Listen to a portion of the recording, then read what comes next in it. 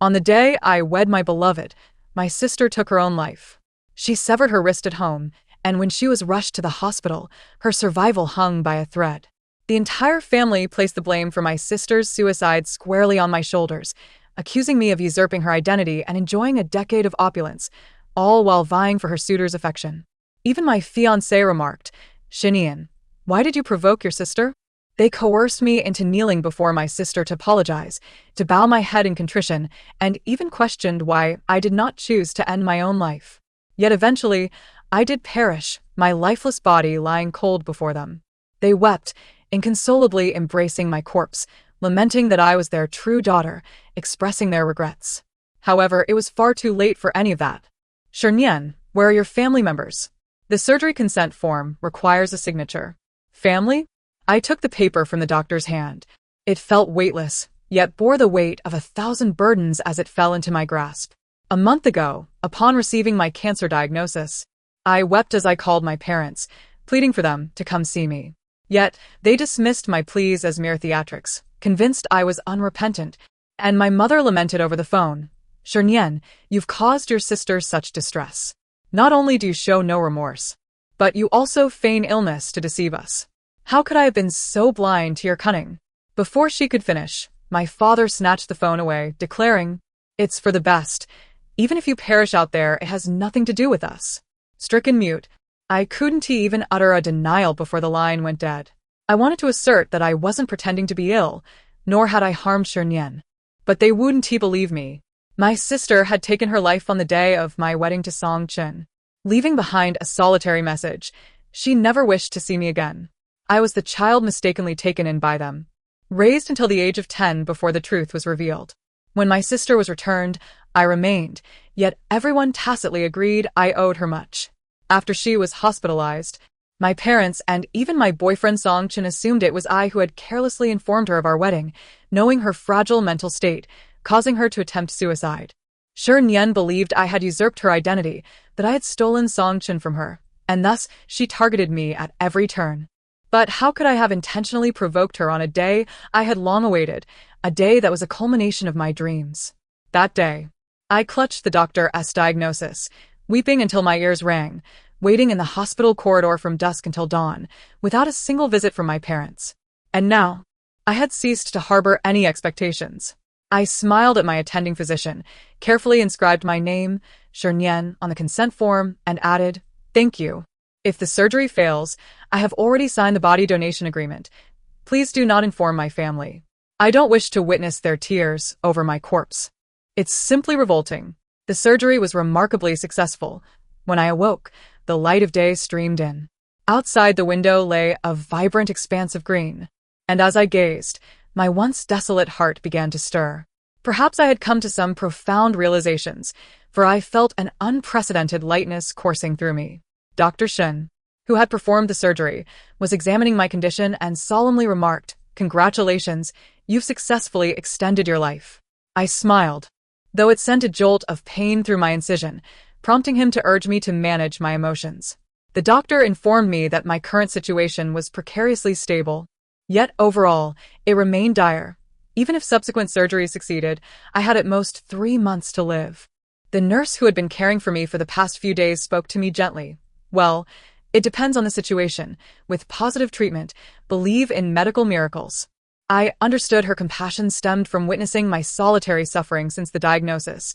While other patients had family by their side at night, I had only my tearful calls home, with no one to visit me.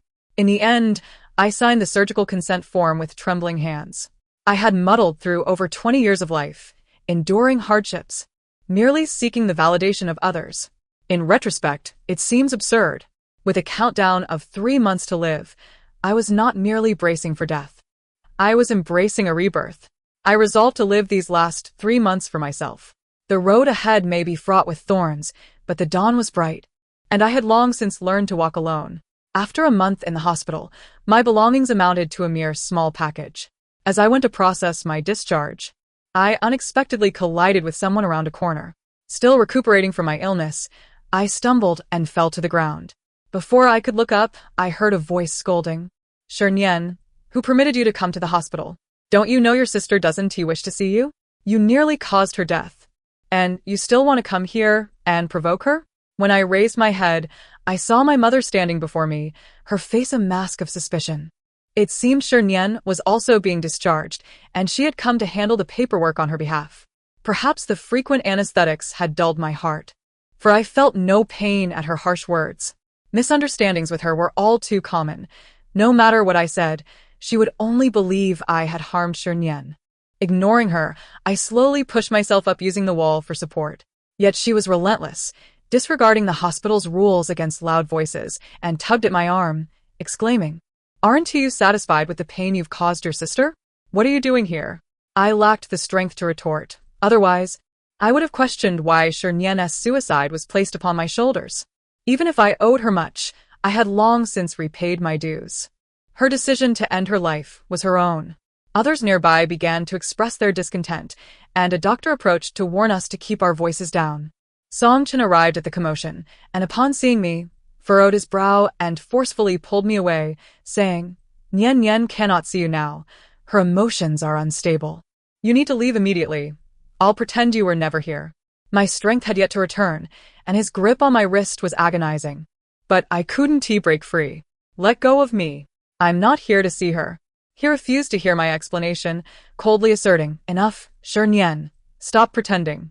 This was a familiar refrain. Many times before, when I suffered from stomach pains that rendered me unable to eat, he would look down at me with a cold expression and say, "Shernien, stop pretending, I'm busy." He always believed I was feigning illness to capture his attention, despite my repeated assurances that I was genuinely in pain. Yet, like now, he wouldn't believe me, nor would he listen to my explanations, and over time, I grew weary of speaking at all. I mustered the strength to pull my wrist from his grasp, clinging to my last breath, and coldly stated, "Song Chen, do you truly believe the world revolves around you?" For a moment his expression was blank, as if he couldn't comprehend that those words had come from my lips. Then he sneered, "Shernien, is this amusing to you? Nian Nian is lying in the hospital because of you, and you still want to feign illness for attention. How shameless." No matter what I said, he could only believe what he wished, like a programmed NPC. I studied his sharp, handsome face and suddenly felt an unfamiliar distance. Just a month prior, I had been hopelessly in love with him, orchestrating a grand wedding. Yet now, as I looked at him, the once radiant halo around him had faded, revealing a visage as loathsome as any I had ever encountered. I found it all rather tiresome. It was revolting. I leaned against the wall, retching, as a sudden palpitation nearly stole my breath. Raising my head, I saw Song Chen standing there, his face darkened, looming over me like an impending storm. This time, I didn't wait for him to speak. I fixed my gaze into his eyes, gritting my teeth as I pronounced each word deliberately, "Stay away from me." After leaving the hospital, I found myself momentarily adrift. Before my illness, I had always resided in the old Sher family home. However, since Shernien was found and returned at the age of 10, I had become the most awkward presence in the household, having enjoyed 10 years of lavishness that was meant for her. At that time, Shernien harbored a deep-seated disdain for me, while the rest of my family felt an overwhelming sense of guilt towards her, tacitly allowing her to gradually erode any trace of my existence. I could not pinpoint the moment when my once loving parents, who had showered me with affection, began to regard me with suspicion. They perpetually believed that I harbored resentment toward Shernien. I managed a wry smile and exhaled deeply, reassuring myself that it was all in the past. The remainder of my life belonged solely to me, unconcerned with pleasing anyone or caring about anyone else's opinions. The ancestral home of the Sher family no longer held any reason for me to return. Since I was hospitalized a month ago, all my identification and the scant funds I had left were kept on my person. The remnants within the old house were nothing but trivialities, save for one solitary item. Everything else was foreign to me. I could relinquish them without hesitation, except for that one thing, which I was compelled to retrieve. As I took a taxi to the old residence, I noticed that Shernien and her companions had just returned from the hospital. I observed as Song Chen cautiously assisted the tightly wrapped Shernien out of the vehicle, while my parents fussed over her, their demeanor eliciting a bitter chuckle from me. In a fleeting moment of nostalgia, I recalled the time I had fallen while hiking with Song Chen at the age of 9, when they had similarly surrounded me, expressing their concern. Back then, Song Chen's demeanor was markedly different. He wore a remorseful expression, apologizing with a humility that was almost palpable. Nien Nien, it was an accident. Please don't stop playing with me, okay? Perhaps it had been so long ago that those memories felt as if they belonged to a different lifetime. Yet now, with the passage of time, everything had changed, and the people were no longer the same. I refrained from approaching them. They clearly did not wish to see me, and I had no desire to confront them either. I discreetly called Aunt Lee, with whom I had maintained a cordial relationship, inquiring, "Aunt Lee, I truly appreciate your care for Xiao Ju during this time. Could you bring her to the back door?" Xiao Ju was a stray cat I had rescued, nurturing it from a mere kitten until it grew. If there remained any sentimental attachment to the Sher family, it was solely for this feline. On the other end of the line, Aunt Lee hesitated, and my heart sank, causing my hand to tremble around the phone. I reassured myself, taking a deep breath. Did she run away? Xiao Ju loves to play nearby. She'll be fine. Aunt Lee sighed. "Miss, I've been meaning to tell you. Young Miss said she is allergic to cat hair, and your cat allergic to cat hair? How could that be?" Xinian had once held a stray cat in an effort to bond with Song Chen. How could she possibly be allergic? I felt as though I might collapse, praying that the cat, being naturally agile and evasive, would not easily fall into unfamiliar hands. Your cat was captured and killed by young Mississippi. That fragile illusion of self-comfort shattered. The horrifying realization struck me. My heart had grown numb, incapable of feeling pain. Long-standing desensitization rendered me incapable of rational thought. I knew I should leave this family behind. Yet, by the time I regained my senses, I had already pushed open the gate and stepped inside, standing before Xinian. Surrounded by others, my heart wrenched as I stated with deliberate clarity, "You killed my cat." 04. Xinian had been well cared for after her time in the hospital. Her complexion appeared vibrant and healthy. In the coolness of April, my family was still overly concerned, draping her with an additional thick coat, fearing she might catch a chill. In stark contrast, I wore ill-fitting, tattered clothing, appearing frail and emaciated, making anyone who glanced at me believe that I was the one who had been gravely ill. Regrettably, this family remained blind to my plight. Their focus was solely on Xinian, oblivious to my presence. Upon hearing my accusation, Xinian laughed, as if I had just recounted a most amusing tale. "What cat, Nian Nian? I have no idea." A surge of anger ignited within me. But before I could express it, my mother frowned and retorted, "Nian, are you deliberately stirring trouble? Your sister has just returned from the hospital. What is with your attitude?" Thus, the cycle began anew. My fury surged, consuming me, and I found myself shouting at them, nearly incoherent with rage. "You believe everything Xinian says? She killed my cat." My father, seated on the sofa, slammed his hand on the table, exclaiming in exasperation, "Are you finished yet? Has the family's leniency led you to forget your place?" The absurdity of the scene struck me, and I could not help but laugh until tears filled my eyes. In the year Xinian returned, my father had gathered the family for a meeting, declaring with conviction, "Nian Nian has been found, but Nian will always be my daughter." His words echoed in my mind. He had once stood up for me, yet now he accused me of forgetting my identity. It dawned on me that I was not merely defending my cat. I was standing up for the neglected version of myself that had been overlooked all these years. Find her belongings and throw them out. With this attitude towards your sister, you need not remain in this household. I will consider you no daughter of mine. Aunt Lee quickly gathered a box of items from my room and placed it on the living room table. Compared to the opulence of the old house, the box appeared pitiful, possibly even smaller than Xinian's makeup case. My parents appeared momentarily stunned, as if unable to comprehend, and asked Aunt Lee, "What about her remaining belongings?" Aunt Lee hesitated before responding, "This is all that Miss has left." Indeed, they could not fathom that living in such a household, even the servants led more glamorous lives than I did. It was ironic to be labeled as the young miss of the Sher family while my appearance was so shabby that no one would believe it. My father's expression softened momentarily, perhaps unable to bear the sight, but he still managed a cold snort. "Akat? It's dead. It's of no consequence. Now, apologize to your sister, and I will pretend you never uttered those words." Otherwise, Xinian coughed twice, feigning generosity as she smiled at my father, saying, "Nian Nian is still young and doesn't he understand? Do not hold it against her." Their apparent affection was revolting. They were indeed a family. While I felt like an unwelcome outsider, even Xiaoju would remain here forever. There was no need for me to take anything else. Before Xinyan could finish her sentence, I grabbed the box of belongings and flipped it over, sending its contents crashing to the floor. My parents' expressions shifted dramatically. The crystal orb they had gifted me for my 5th birthday shattered, leaving a chip as it rolled to my father's feet. That gift symbolized their love as my precious gem. Aside from this, the box contained all the birthday presents they had given me up until I turned 12. After that, Xinyan's birthday celebrations overshadowed mine, each grand affair featuring her alone dressed like a princess. Inside the box were remnants of my past, a protective talisman from when I was 8, a pearl pendant from when I was 10, all now strewn about like rubbish. My mother's demeanor shifted, and she stammered, Yet, I felt an unprecedented sense of liberation. None of this ever truly belonged to me. It was only fitting that I returned it to them. I owed them nothing.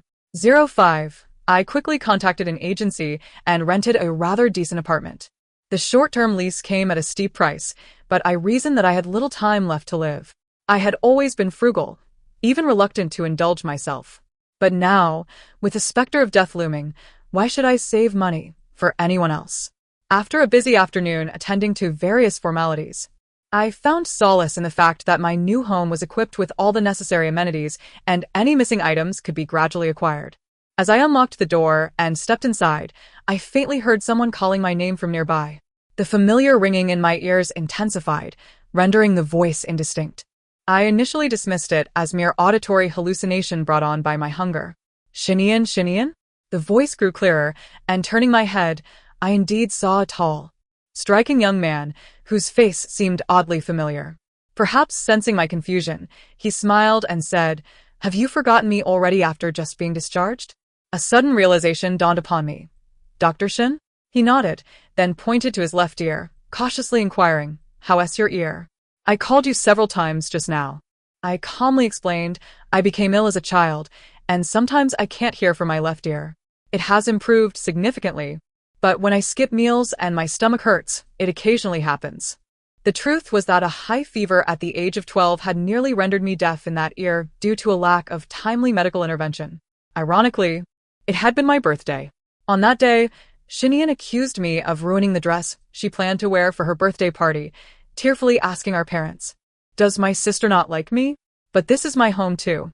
It marked her 3rd year back at the Sher family home, where everyone doted on her as if she were a celestial being, accepting everything she said without question, while my protests went unheard. They hastily decided that since I had damaged her dress, I should give her mine, and to prevent any jealousy-induced disturbances, they locked me in the damp storage room in the basement for an entire day and night. At that age, I was still a child, naively believing they were merely trying to frighten me. We had agreed that I would be treated equally to my sister. Why was I always the one punished? Before turning 12, every year I had a birthday celebration with beautiful dresses and grand cakes. My parents would lovingly prepare gifts that made all the other children envious. On those days, I felt like a princess perched high upon a throne. However, from the age of 12 onwards, birthdays morphed into my personal nightmares. I could close my eyes and envision the pitch-black basement devoid of light and water, where the distant sound of a piano mingled with my sobs and the scurrying of mice. That day, I had succumbed to a fever, and when I awoke, my left ear was silent. Dr. Shin seemed uncertain of how to respond. Perhaps the comfort he could offer felt feeble, while remaining nonchalant appeared too callous. He was not a man of many words, and finally, with a furrowed brow, he asked, How can you neglect your meals right after being discharged? You must take care of your health. If you don't mind, he added, I can help. I hadn't received such warm concern in a long time, yet, as I mentioned, I had grown indifferent to others' attention. Excessive enthusiasm can be detrimental. With hope comes the potential for disappointment, and I was no longer suited to nurture relationships that might elicit expectations. Thus, I smiled and interjected, Thank you for your concern, Dr. Shin. I'll order takeout later. He seemed taken aback, likely having spoken without much thought, and awkwardly nodded in response. All right. When the takeout arrived, I found I could hardly eat, merely forcing down enough to stave off the gnawing ache in my stomach. Yet, I had overestimated my resilience. In the dead of night, the pain intensified, compelling me to rise and take 2 painkillers. As dawn broke, my phone rang, and it was a female colleague from my team. Nian Nian, didn't you just take leave until today? She whispered. Hurry, President Song is calling an early meeting. It took me a moment to recall that I had taken a month's leave for my wedding to Song Chen, and yesterday marked my last day of absence. As I instinctively tidied myself and stood at the door, it struck me that given my current state, returning to work seemed futile. Nonetheless, I had to complete the resignation procedures. Although I was merely a junior design assistant, my colleagues had always treated me kindly, and I had no reason to burden them further. Once I wrapped up the company matters, I could finally relax and explore a little. The thought made me chastise myself for having rented an apartment too early. If I were to wander about now, it would feel wasted. But compared to the previous days of living under someone else's roof, this was a sweet burden that shouldn't be a source of stress. Upon arriving at the office, I promptly drafted a resignation letter.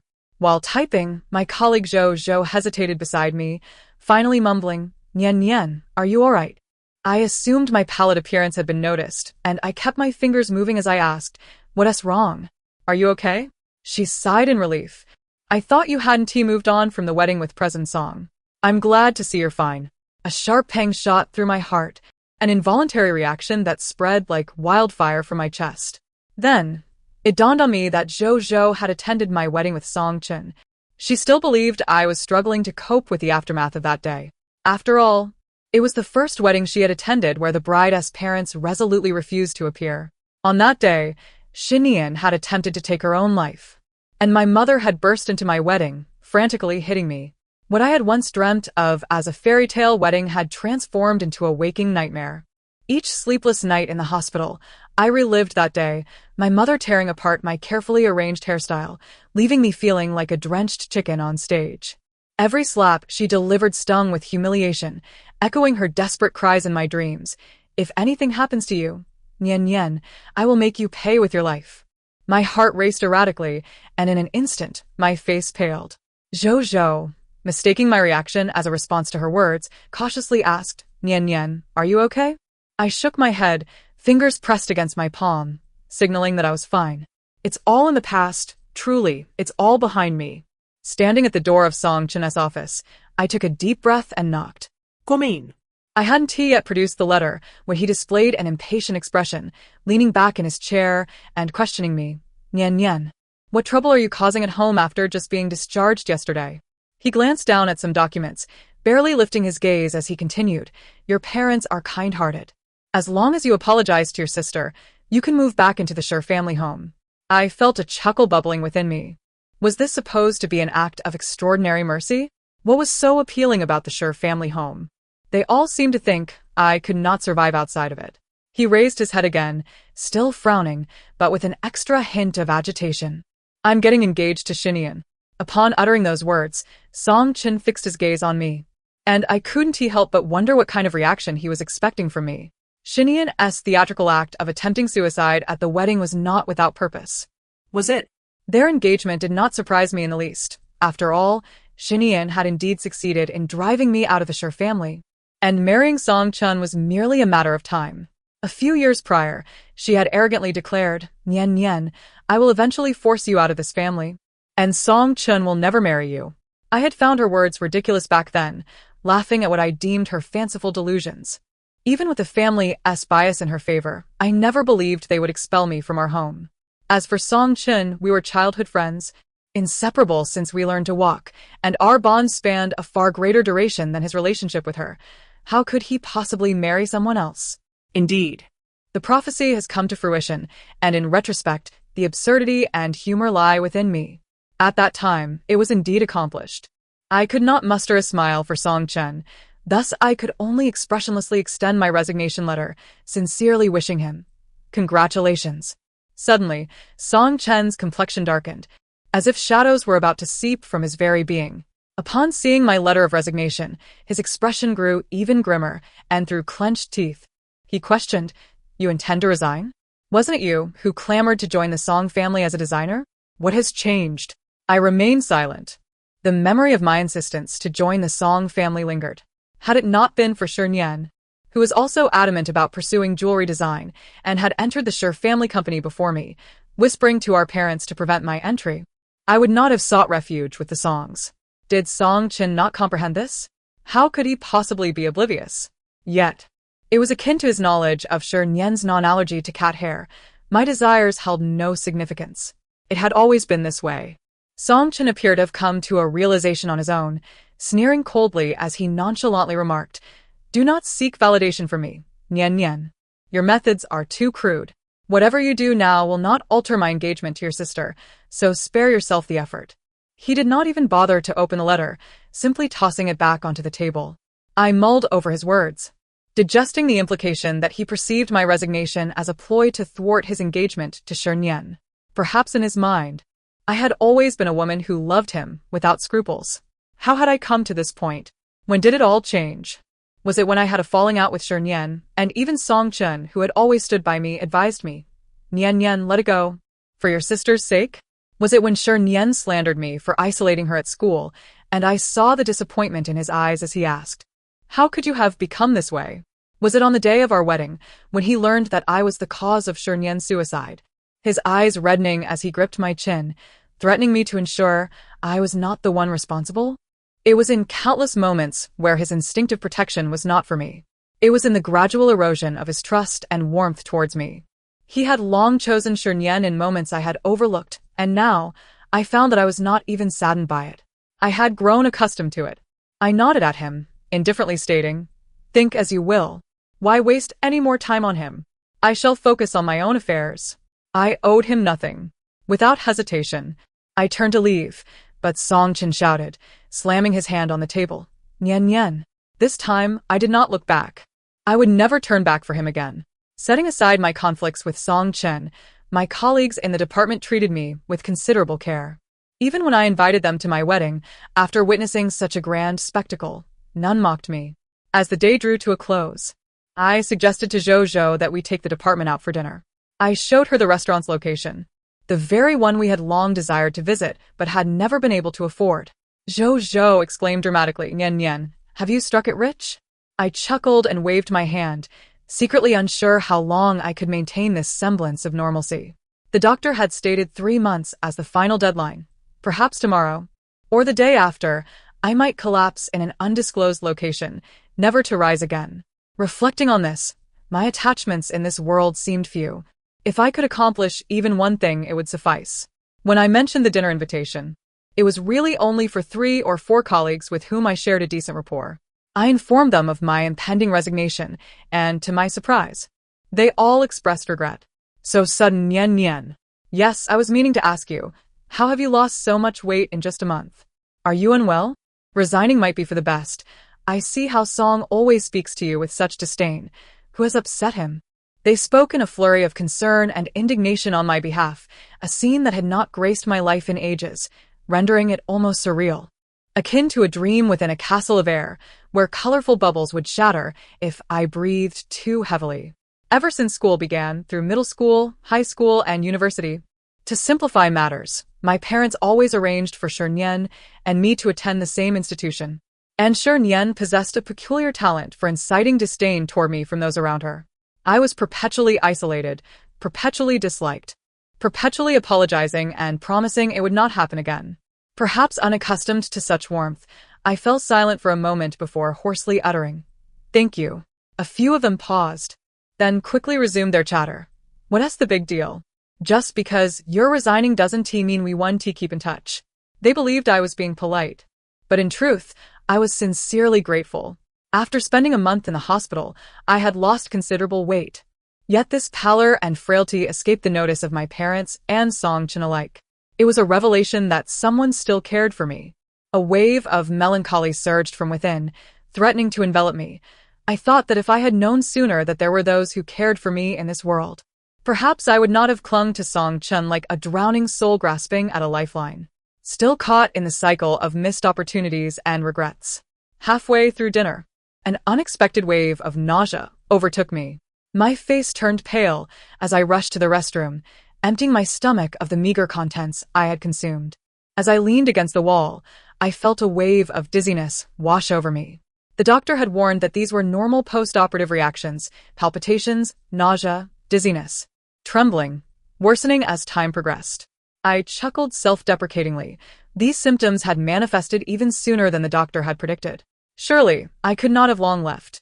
Just as I stepped out of the restroom, my arm was seized, and I was thrust against the wall, the pain rendering my vision momentarily dark and inducing a ringing in my ears. As I clutched my chest, struggling to regain composure, I realized it was Song Chin before me, his mouth moving in disgust and impatience. The sharp ringing in my ears faded, and I heard him say, "Shernyen, are you not repulsive? Shernyen, are you not repulsive?" Song Chin first uttered these words to me when we were 8 years old. After I had fallen ill and was plagued by a persistent cough, my family forbade me from consuming anything cold.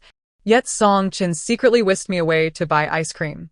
The chocolate-flavored treat melted and dripped all over my hands and coat.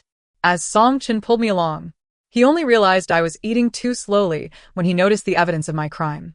His eyes reddened with urgency, a mix of grievance and discomfort washing over him. Knowing he would face scolding upon our return, he refrained from speaking harshly to me, instead exclaiming, "Shernyen, how can you eat so messily?" I was only in the first grade, instinctively recognizing that his words were not kind. I abandoned the ice cream, standing there in tears. Song Chin, flustered, scratched his head and pleaded, "Nyen Nyen, please don't cry. I won't say anything unkind to you again." He was still quite young, earnestly extending 3 chubby fingers to vow, and using the hem of his white shirt to wipe my face, leaving sticky brown smudges without a word of complaint. At that time, he frequently did things to annoy me, only to later grovel for my forgiveness. He was just like every other immature boy in kindergarten who delighted in provoking little girls, and thus I naively believed that even if our parents favored Shernyen, I still had Song Chin. In a certain sense, he is a brother to me, though we share no blood ties. He is the family I chose for myself, a presence that is closer than a friend, yet more enduring than a lover. Thus, in those years when love was sorely lacking, I subconsciously aspired to be the parasitic vine clinging to this tree. I often found myself pondering, if even Song Chin no longer desires me, what recourse do I have? It seemed that sunlight and moisture mattered little. My sole purpose for existence was to cling tightly to him. Yet, unbeknownst to me, we had long since transcended the realm of intimacy. He was no longer a delicate sapling swaying in the breeze, nor did he stoop to gaze upon me. The dense foliage obscured all the sunlight vital for my survival, and it was only when I neared death that I realized this truth. I had long been meant to distance myself from him. "What are you doing here?" I demanded. "Have I not told you to cease inquiring about my whereabouts?" The world felt turned upside down, and at that moment, Song Chen's face, one I had gazed upon for countless years, became utterly distasteful to me. I suppressed the nausea rising in my throat and continued, "When did the Song family venture into the culinary business? Or, did you acquire this restaurant?" I forcefully swatted his hand away. Yet, Song Chan appeared angered, gritting his teeth as he retorted, "Whatever scheme you may be concocting, it would be wise to desist, otherwise." "Otherwise what?" I interrupted. "Do you intend to kill me, or will you call the police to have me arrested?"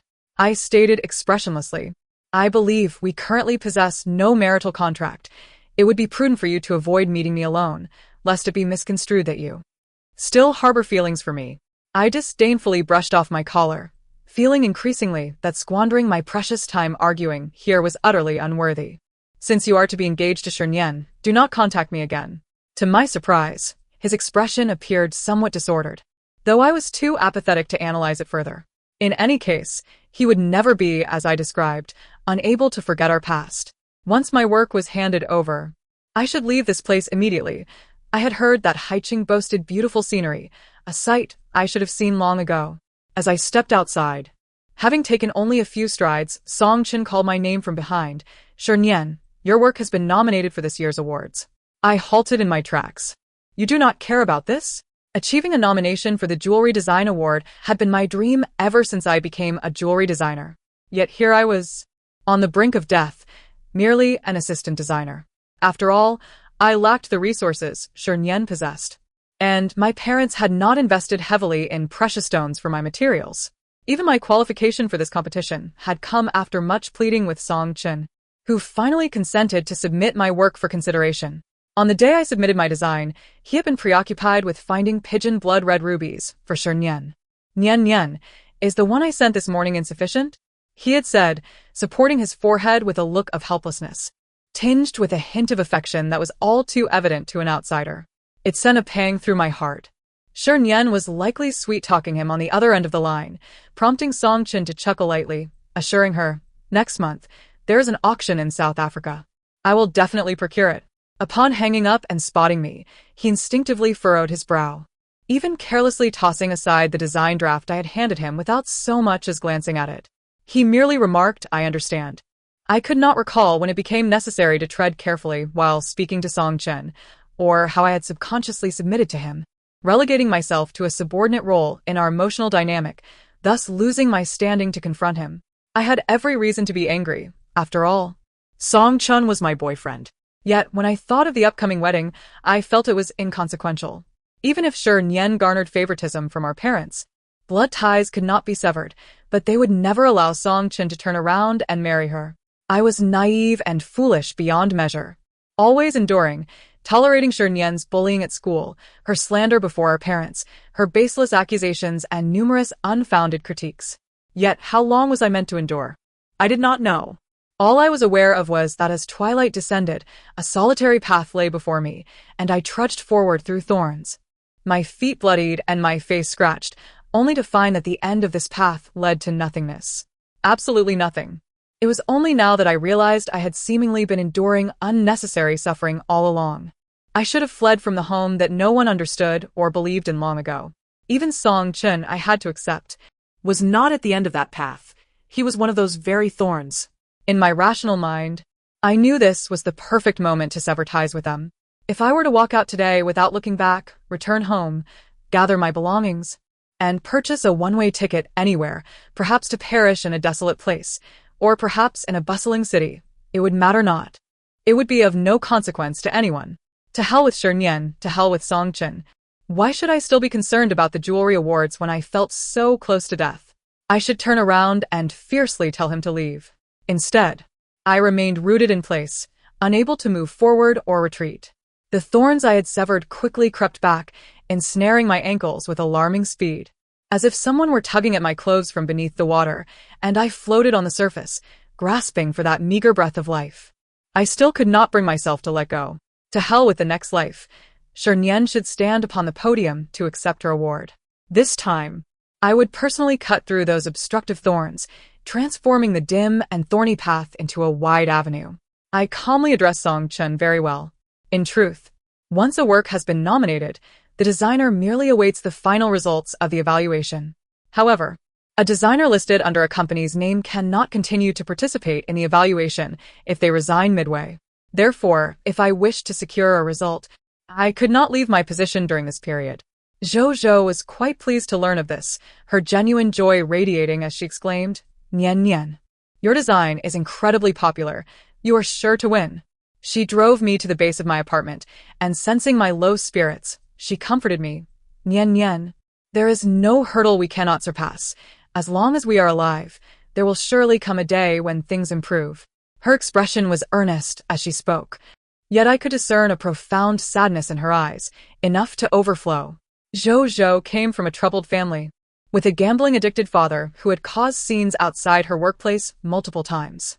I knew that no one could truly empathize with another's sorrow, yet in that fleeting moment, we seemed to resonate on a similar frequency, those unspoken pains manifesting as molecules in the air around us.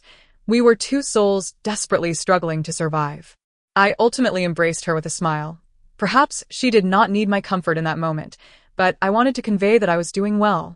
We would both be all right.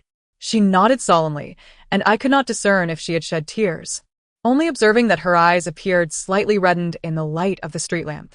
I did not understand why she cried, only that she was undoubtedly experiencing deep sorrow. Before returning home, I swung by the pharmacy at the entrance of my community. My painkillers were nearly depleted. The doctor had originally prescribed a week's worth, yet I had consumed them in just a few days. As I aimlessly awaited the attendant to retrieve my medication, I thought with disinterest, what can I do? I am simply someone who fears pain. I felt that the preceding 20 years had exhausted my lifetime's worth of suffering, and in the few remaining days I could not endure even a modicum of pain. In the elevator returning to my apartment, I found myself sharing a ride with Dr. Shin from next door once again. He appeared unfazed by my rather impolite refusal the last time we met, smiling at me with a calm demeanor. Yet I felt as guilty as a student caught cheating, hastily concealing the painkillers in my bag, my demeanor betraying my unease. He merely cast a glance in my direction, refraining from any further comments. It was only as I fumbled for the keys to open the door that he suddenly inquired, "Do you have any plans for tomorrow morning?" I was momentarily taken aback and instinctively replied, "No." He nodded, adjusting his glasses with his fingertips, and continued, "Tomorrow at 8, you'll accompany me to the hospital.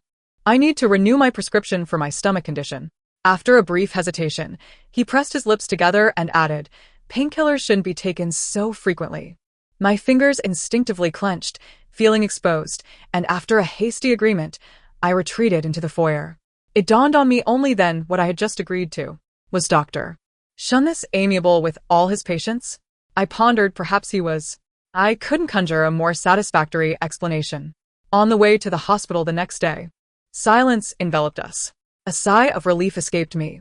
It seemed he was merely offering a ride, a testament to his compassionate nature, and I was overthinking it. Even if his concern for me remained within the realm of ordinary friendship, I instinctively withdrew into my shell. Perhaps it was merely my imagination, but I felt as though he could sense my reluctance. Thus, upon our arrival at the hospital, he spoke not a word, guiding me directly to the gastroenterology department. As we pushed open the clinic door, the previous patient had yet to vacate the premises. Fortuitously, my father sat pale as a ghost on a chair, while my mother anxiously questioned the doctor. "Doctor, he hasn't been exposed to any allergens, so how could he exhibit allergic symptoms?" Our household had recently employed a new cook, yet all family members had been informed of their allergens. They were all common food items, and there had been no prior allergic reactions. My father's symptoms appeared serious.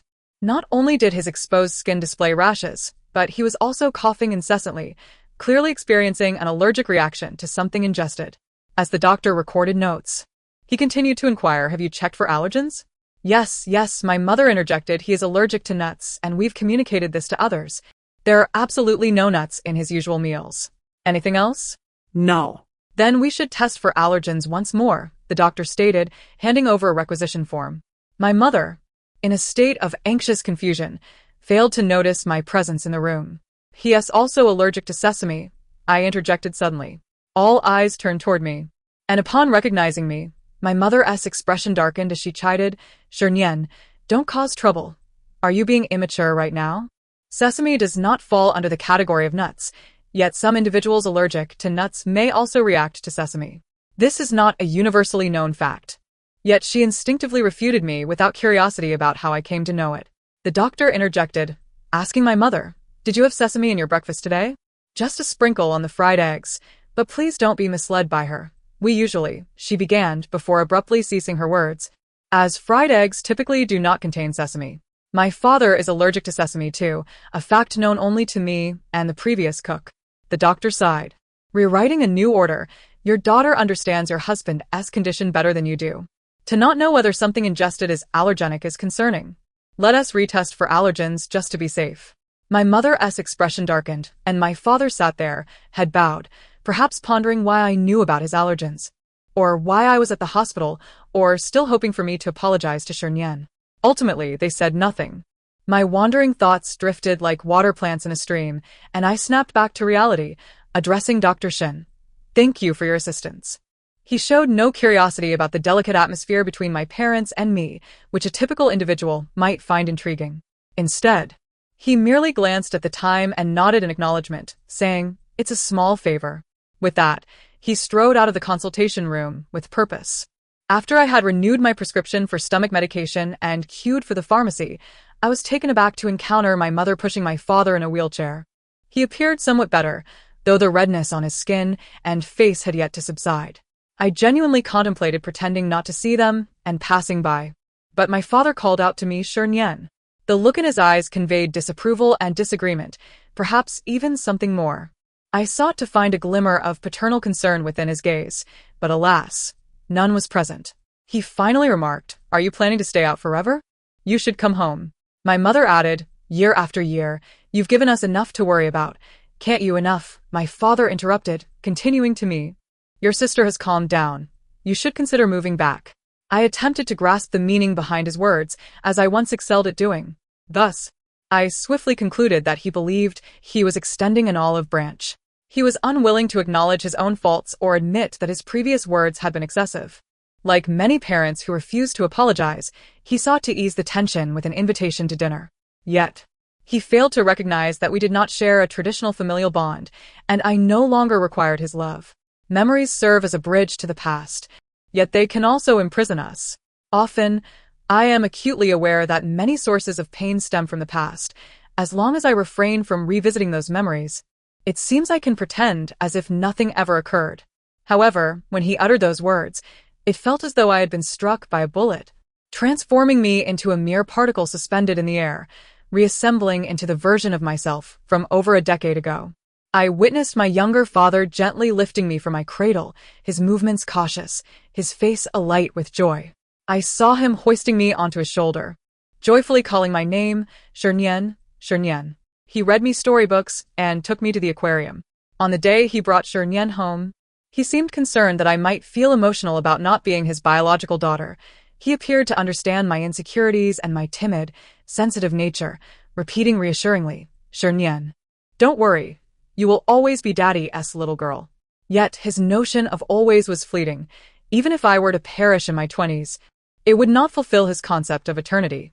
I felt like a thief, peering into the happiness of years gone by, happiness that once belonged to me yet felt as though it had never truly been mine. My heart felt as though it had rotted, perhaps from enduring too much pain, and such numbness rendered it incapable of experiencing additional emotions. Hence, I retorted, I am not in the wrong. His expression faltered for a moment, likely due to my recent defiance, which seemed to perturb him, leading him to lash out, Shernyen, What do you want from me? do you expect me to apologize? In that moment, I found myself laughing at his furrowed brow and flustered demeanor. It suddenly seemed trivial. Angering him mattered not. Not acquiescing to him would not result in catastrophe, and not apologizing to Shernyen was also permissible. The earth continued to spin. It would not cease for the lack of an apology from Shernyen. How absurd it was that I had only just come to this realization. Shernyen is simply Shernyen, not anyone's daughter, not anyone's fiancée. I need not demean myself by doing things I do not wish to do. Nor must I seek anyone's forgiveness. For this world is inherently flawed, and the absence of sentiment is inconsequential. You are not at fault, yet I cannot accept your apology. Father. This declaration became the final straw that utterly enraged him. I witnessed his fury as he slammed his hand against the armrest of the wheelchair. Even my mother, unable to bear the sight, directed her ire towards me. Yet, her words became a blur, a mere cacophony of accusations regarding my lack of empathy and thoughtfulness. After hearing such remarks repeatedly, one becomes desensitized.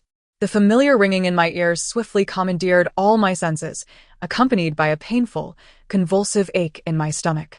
Before I could steady myself against the wall, my mother forcefully shoved me to the ground. In truth, she did not exert much strength. Perhaps she, too, was unprepared for my current fragility.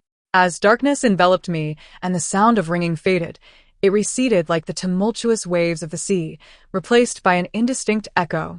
A familiar voice, imbued with a chill, softly admonished, silence is required here. Almost immediately, I felt lighter, as someone lifted me effortlessly, the badge upon their chest swaying and causing a dizzying sensation. It took me a moment to decipher the inscription, Chief Physician of Internal Medicine, Shenzong. Indeed, it was merely the aftereffects of cancer. No additional examinations were deemed necessary. Shenzong was my attending physician, and he clearly understood this better than I did. I awoke in his modest office, and awakening in an unfamiliar environment can be a terrifying ordeal, especially given my current lapses in memory. As I sat on his narrow bed, my consciousness gradually returned over several seconds until Shenzong entered the room. I gazed at his face for a few moments, trying to comprehend the situation. Shenzong held a bottle of iodine and, with a demeanor of calm efficiency, pulled up a chair to sit before me. Extend your hand, he instructed. Instinctively, I offer my hand, noticing a deep scratch on my right wrist. He applied the iodine with gentle precision, and I pondered why he did not express curiosity. It is a natural inclination for people to be inquisitive. In my mind, I rehearsed a question that, while not overly intrusive, could bridge the gap. Do you have a strained relationship with your parents? In response, I envisioned a reply. Oh, certainly not. As you can see, We argue whenever we meet. Even in the face of my impending demise, their concern for me remains non-existent. It's a rather grotesque family dynamic. I even considered revealing that they were not my biological parents, a fact perhaps unbeknownst to him, and that my tumultuous fate stretches back over 2 decades. Perhaps he had seen those dramas where the wrong child is raised in someone else's family? Yes, I am indeed that detestable imposter. The thought provoked a laugh that escaped my lips uncontrollably. Shunzong shot me a puzzled glance and inquired, "Does your knee hurt?" It dawned on me that his question was unrelated to my earlier musings. In truth, he exhibited no curiosity about my distorted family dynamics. I moved my knee slightly and let out a soft hiss. Perhaps I had bruised it, I mused. Yet, when I rolled up my pant leg, I discovered no injury. Just a newly formed, unsightly scar, resembling an ugly centipede, its hue intensified by the impact. The recollection of kneeling upon shards of porcelain, allowing them to pierce my knee and embed themselves within my flesh, surged forth unbidden. I envisioned the hospital bed occupied by my sister, reliant on a respirator. I saw my father, distraught and filled with concern, and my mother, rushing towards me with an intensity that seemed murderous. Song Chun had pressed me to kneel before my sister's bed, and I gazed helplessly at their faces, each uttering a different accusation, yet all converging on the same theme: it's your fault that you harmed your sister. They resembled vengeful spirits, condemning me as the most irredeemable person in existence. I contemplated that, should there be a means for exchanging lives, they would unequivocally choose to see me lying on that hospital bed instead. The wedding gown I had meticulously chosen, custom-made overseas, was ultimately stained crimson by the blood seeping from my knee. I loathed the color red, just as I detested the existence of that pink scar. The pain and suffocation from the past converged with my present, overwhelming me to the point of tears. Shunzong lowered his voice and asked, "Is it very painful?" My expression must have been quite ghastly, as I remained silent for a moment before hoarsely replying, "It doesn't hurt anymore. It hasn't hurt for a long time." It was merely that I had been subconsciously fearful of pain, feeling as though it had not truly passed. This time, I severed the tendril that threatened to pull me beneath the surface. I must survive, for I have much yet to accomplish, and I must live well. Regardless of the circumstances, I ought to invite Shunzong to dinner. Whether to express gratitude for his kindness in bringing me to the hospital, or for resolving my troubles, or perhaps for his thoughtful silence regarding my family affairs, I should thank him. Yet, I was acutely aware that I should refrain from forging any further connections. Nevertheless, Shunzong's demeanor often oscillated between professional detachment and a subtle warmth, particularly on the night I moved in. When he had attempted to invite me to his home for dinner, he seemed adept at maintaining a delicate balance in his interactions with me. Yet I sensed no malice behind his actions. Upon my invitation for dinner, Shunzong raised an eyebrow in surprise, glanced at the time, and, without a trace of regret, informed me, "I'm afraid I won tea of time at noon." Perhaps because it was Shunzong, his refusal did not strike me as unusual. I nodded nonchalantly and replied, "In that case, thank you for this time." He swiftly interjected, "I finish work at 6. Send me your company's address." I was taken aback by the rapid shift in his attitude. Thus, we exchanged WeChat information. He continued, "If it's merely a matter of gratitude, expressing it verbally seems insincere." I was momentarily taken aback and relented. All right. In any case, it was likely to be a relationship limited to a single meal. As afternoon arrived at the office, I found myself with little to occupy my time, likely due to the news of my impending departure circulating among my colleagues. The others were engrossed in their projects, while I idly perused nearby cities for suitable short-trip destinations, as the results of the jewelry design competition would not be announced for another 2 weeks. It seemed unreasonable to remain tethered to my desk under such circumstances, even if idling at work had been a long-held desire of mine. Yet, it felt like a waste, especially for someone like me, who was on the precipice of death. Finally, as I endured the day until quitting time, I noticed that Zhuozhua and the others were still working overtime on their drafts. They cast envious glances at me as I stood up, my movements fluid as I powered down my devices and prepared to leave. I mused that typically, the toll of work would leave others looking more haggard than I. Just as I was about to exit the company, I unexpectedly encountered Shernyen, who had come to visit. She looked radiant, adorned in designer attire, clearly a product of a well-nurtured upbringing. However, regrettably, upon seeing her, I could only think of the phrase frenemies, for while my feelings towards my parents and Song-chun were complex, stemming from a time when they had indeed shown kindness, my relationship with Shernyen had been characterized by a decade-long, unwavering resentment. We were inherently positioned as adversaries. At times, I wished to tell her that acquiring everything I had did not need to be so convoluted. There is no need for self-destructive acts that harm oneself while attempting to harm others, nor for the elaborate schemes to frame me and expel me from my own home. It would suffice if she merely spoke up. If only she would voice her thoughts, our parents would undoubtedly acquiesce to her every wish, as they have always done. There is no need for her to feign kindness in front of outsiders, as no one has ever stood by my side. Just like in this moment. She approaches me with an impeccably gracious smile, inquiring gently as a caring sister would. Xiaoyan, I heard from Ah-chun that you are resigning. Are you unhappy at Songs? Our family is in the jewelry business. I can speak to mom and dad, and the company will surely find a position for you. Such apparent understanding. If I were unaware of her duplicity, I might even convince myself that I am the ungrateful, rebellious younger sister. I could hardly muster a smile, locking my gaze onto her eyes as I retorted, how about you relinquish your position as design director for me? The smile on Shernyen's face froze for a fleeting second. She could never have anticipated that I would one day respond to her with such vehemence.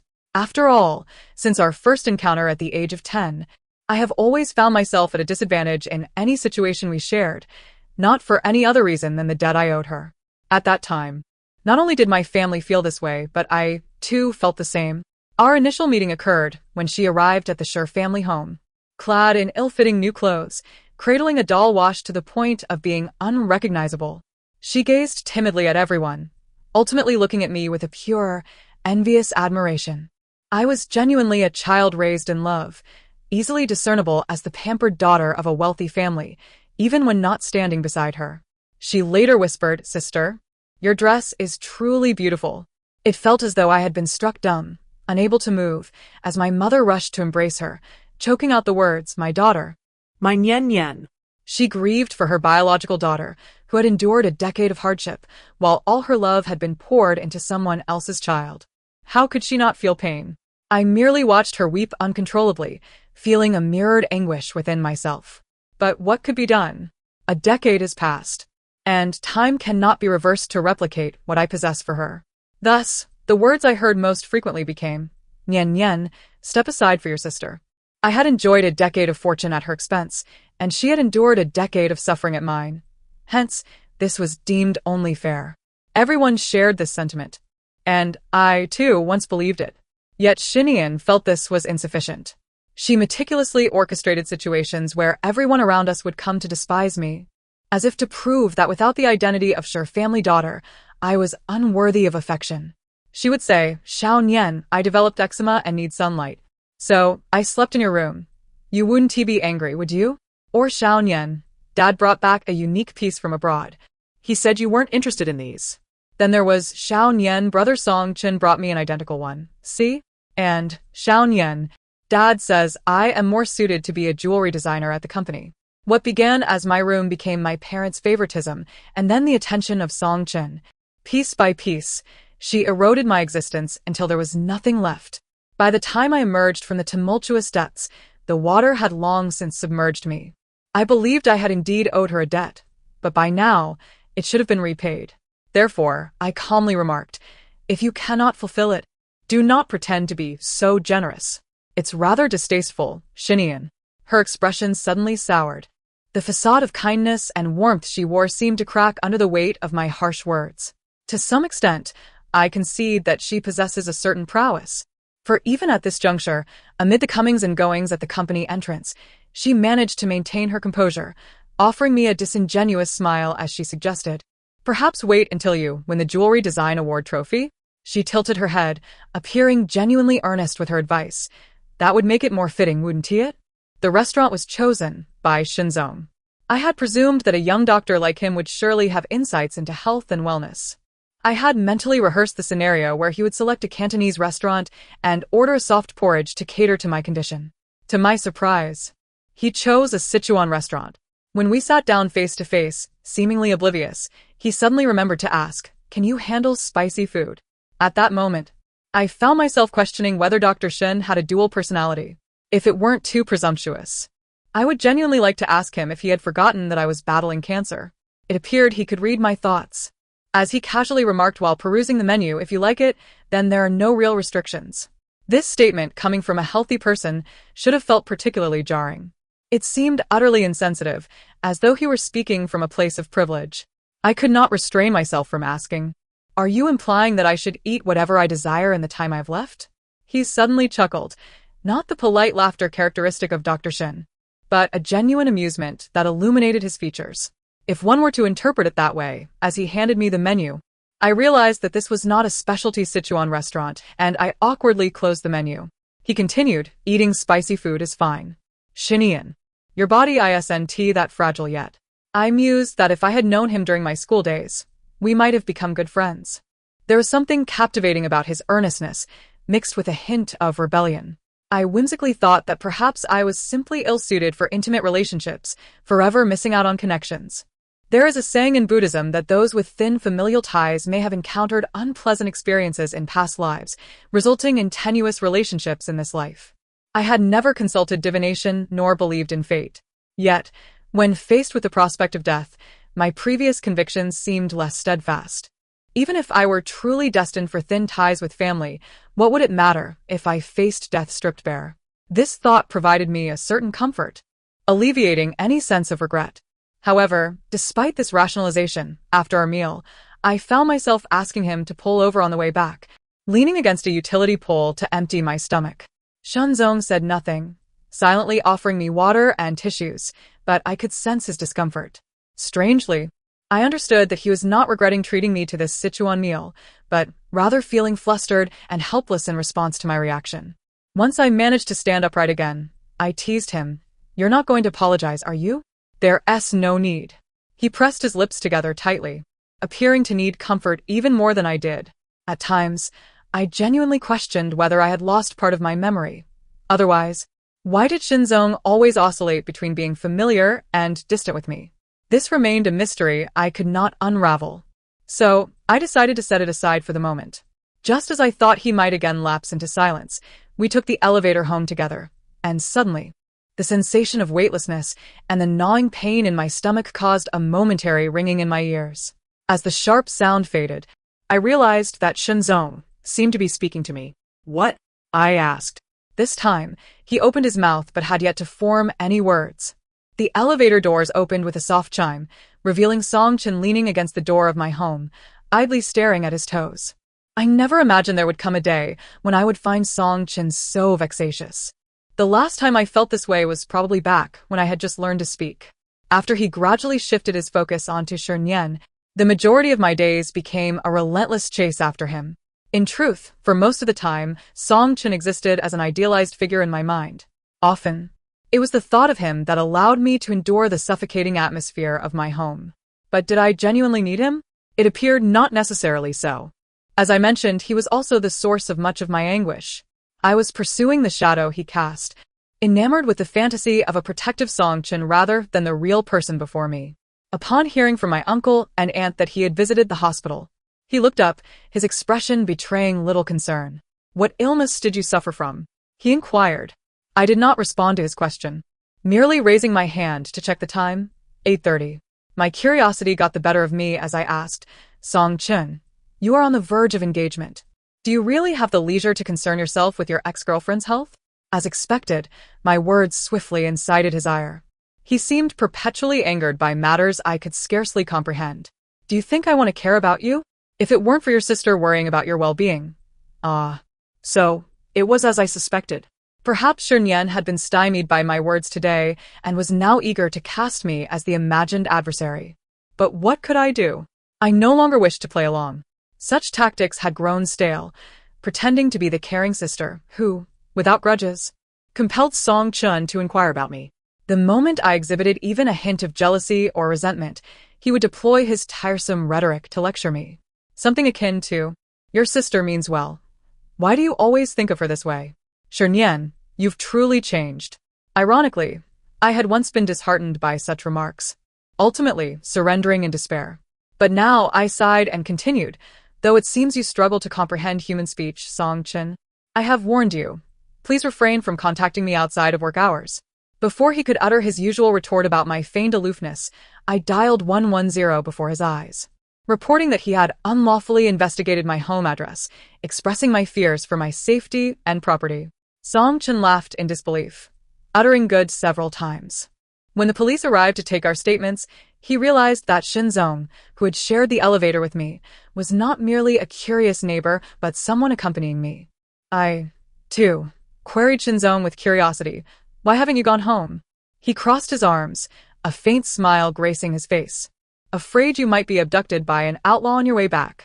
Song-chun, gritting his teeth, angrily demanded, "Shernyen, who is he?" I found myself too disinterested to respond, so he continued to speculate on his own. "I wondered why you insisted on moving out. It turns out." His words inflicted no injury upon me, revealing that my disdain for him felt far more tangible than any affection. To truly dislike someone is to find them irksome in every regard. As Shinzong walked beside me, his voice was as cool as the moonlight spilled upon the ground, yet it still bore a hint of amusement. "What does the dog say?" I chuckled, entirely unconcerned with how Song-chin might react, and replied with unrestrained mirth, "Who knows?" Upon returning home after giving our statements at the police station, the hour had crept into the early hours of the morning. Shinzong, contrary to his usual demeanor, did not strike me as someone who relished the commotion. It felt more like a whimsical decision to accompany me to the precinct. He was a man shrouded in enigma, laden with secrets I could never quite decipher. Still, I could no longer deny it. I was beginning to perceive Shinzong as a good person.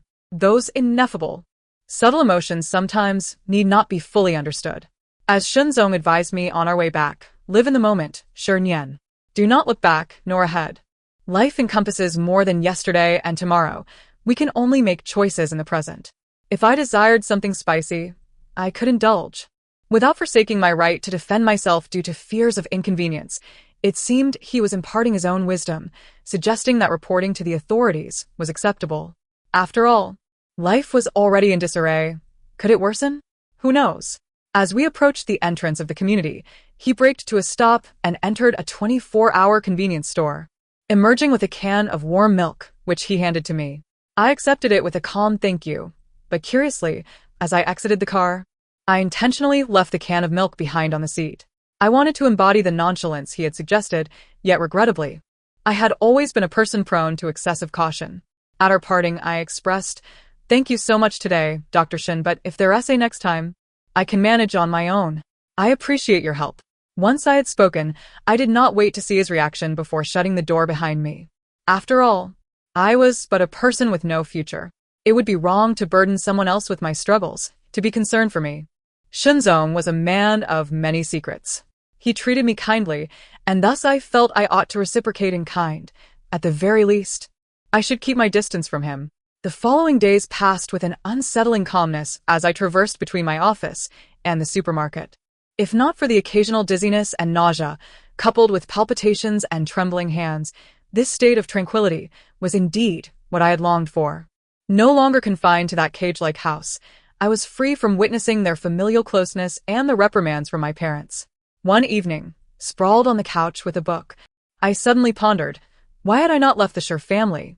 It seemed this affliction had cleaved me into two selves, one anchored in the past, the other in the present. Every time I turned to look back, I often found myself thinking how foolish I had been. If only I had taken that single step out, I could have escaped the burden of those painful memories. Was I naturally destined to be a fool, only to grasp the essence of life when the countdown had begun? The next morning, in a foggy haze as I prepared to leave for work, I found myself sharing an elevator with Shinzong once more. He greeted me with a smile, devoid of any awkwardness, maintaining a polite yet distant demeanor. It felt as though the brief interlude had split Shinzong into two versions of himself, one warm and fervent, the other courteous and aloof. In a flash, I comprehended the essence of my fragmented existence and the step I struggled to take. Perhaps it was because such an environment could only nurture the version of Shernyen that I had become. Many dream of returning to the past to amend their choices.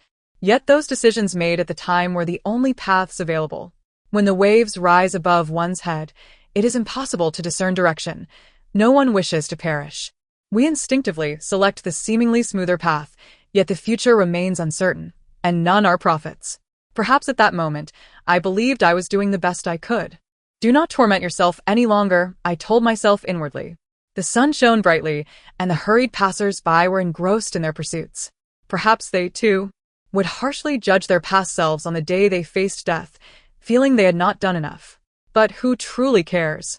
The clock does not turn backward, and one cannot return to the past. Memories serve no purpose other than to punish oneself. No one will care. Perhaps it is due to the recent lull in events.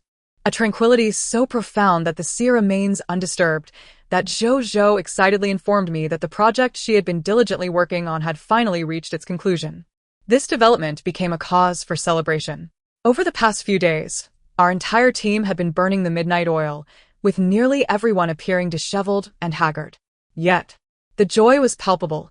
Zhou exuberantly announced that once the project wrapped up the following day, we would all dine together, playfully warning me that my attendance was mandatory. I smiled and acquiesced, for with Zhou and a few other colleagues around, the hours spent at the office seemed far less arduous. Their infectious enthusiasm often made me forget my own weary state, and even when discussions turned to vacation plans for the upcoming May Day or spending the New Year in Sanya, I would instinctively engage in their spirited conversations, only to gradually realize, I might not even live to see the next May Day or this New Year. However, after spending considerable time with spirited and amiable individuals, I found myself believing that I, too, was not so different from the ordinary folk. The next day, I first visited the hospital to refill my prescriptions, acquiring some stomach medication, while the doctor cautioned me against the frequent use of painkillers. Yet, I could only feign compliance, vowing to change while continuing my routine unabashedly. By the time I reached the office, it was slightly late, but I sensed an unusual atmosphere enveloping the workspace. Even Zhou, typically brimming with exuberance, wore a grave expression that was unsettling. I lowered my voice as I settled in, cautiously approaching her while powering on my computer, and asked, "What's wrong? Is there an issue with the project's conclusion?" Her fingers paused mid-typing, as if my inquiry posed a particularly challenging question. After a long hesitation, Zhou bit her lip and averted her gaze, finally revealing, "Nian, didn't you check the company SW chat group?"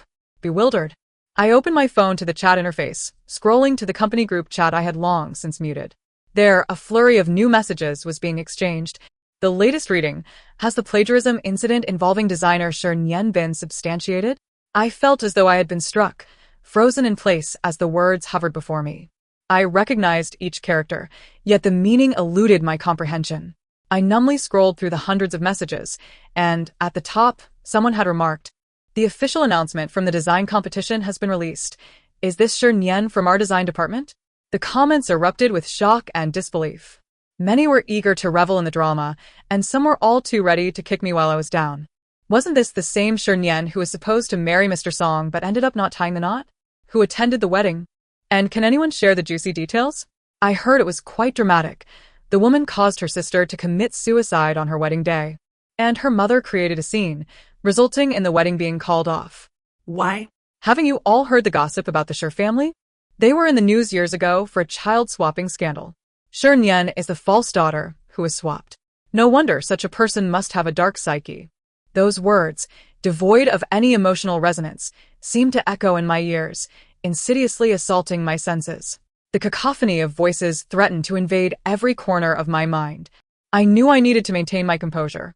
At the very least, I had to remain calm to ascertain the truth.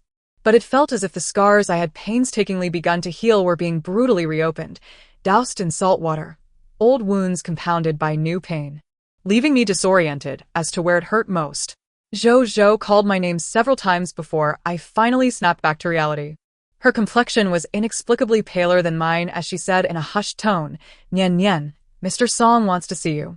You need to announce your withdrawal from the competition," Song Chin stated, his brow furrowed. Handling this situation was proving to be a headache for him. He had only recently taken over the company, already burdened with a plethora of unfinished business, and now Nian seemed to be at odds with him at every turn. He felt a twinge of regret for having agreed to submit her work for consideration, considering she was merely a design assistant without considerable talent. Predictably, just as before, all she did was create trouble without delivering anything of value. Why? I repeated, my expression unchanged. Why? Song Chun initially wore a look of disbelief, as if I had posed an utterly foolish question. He quickly retorted, your situation is the talk of the company. The fact that I Haven T demanded your immediate resignation is merely out of respect for your parents. He let out a cold laugh, his tone sharpening. Shernyan, do not be ungrateful. So, this is how it is deemed a favor?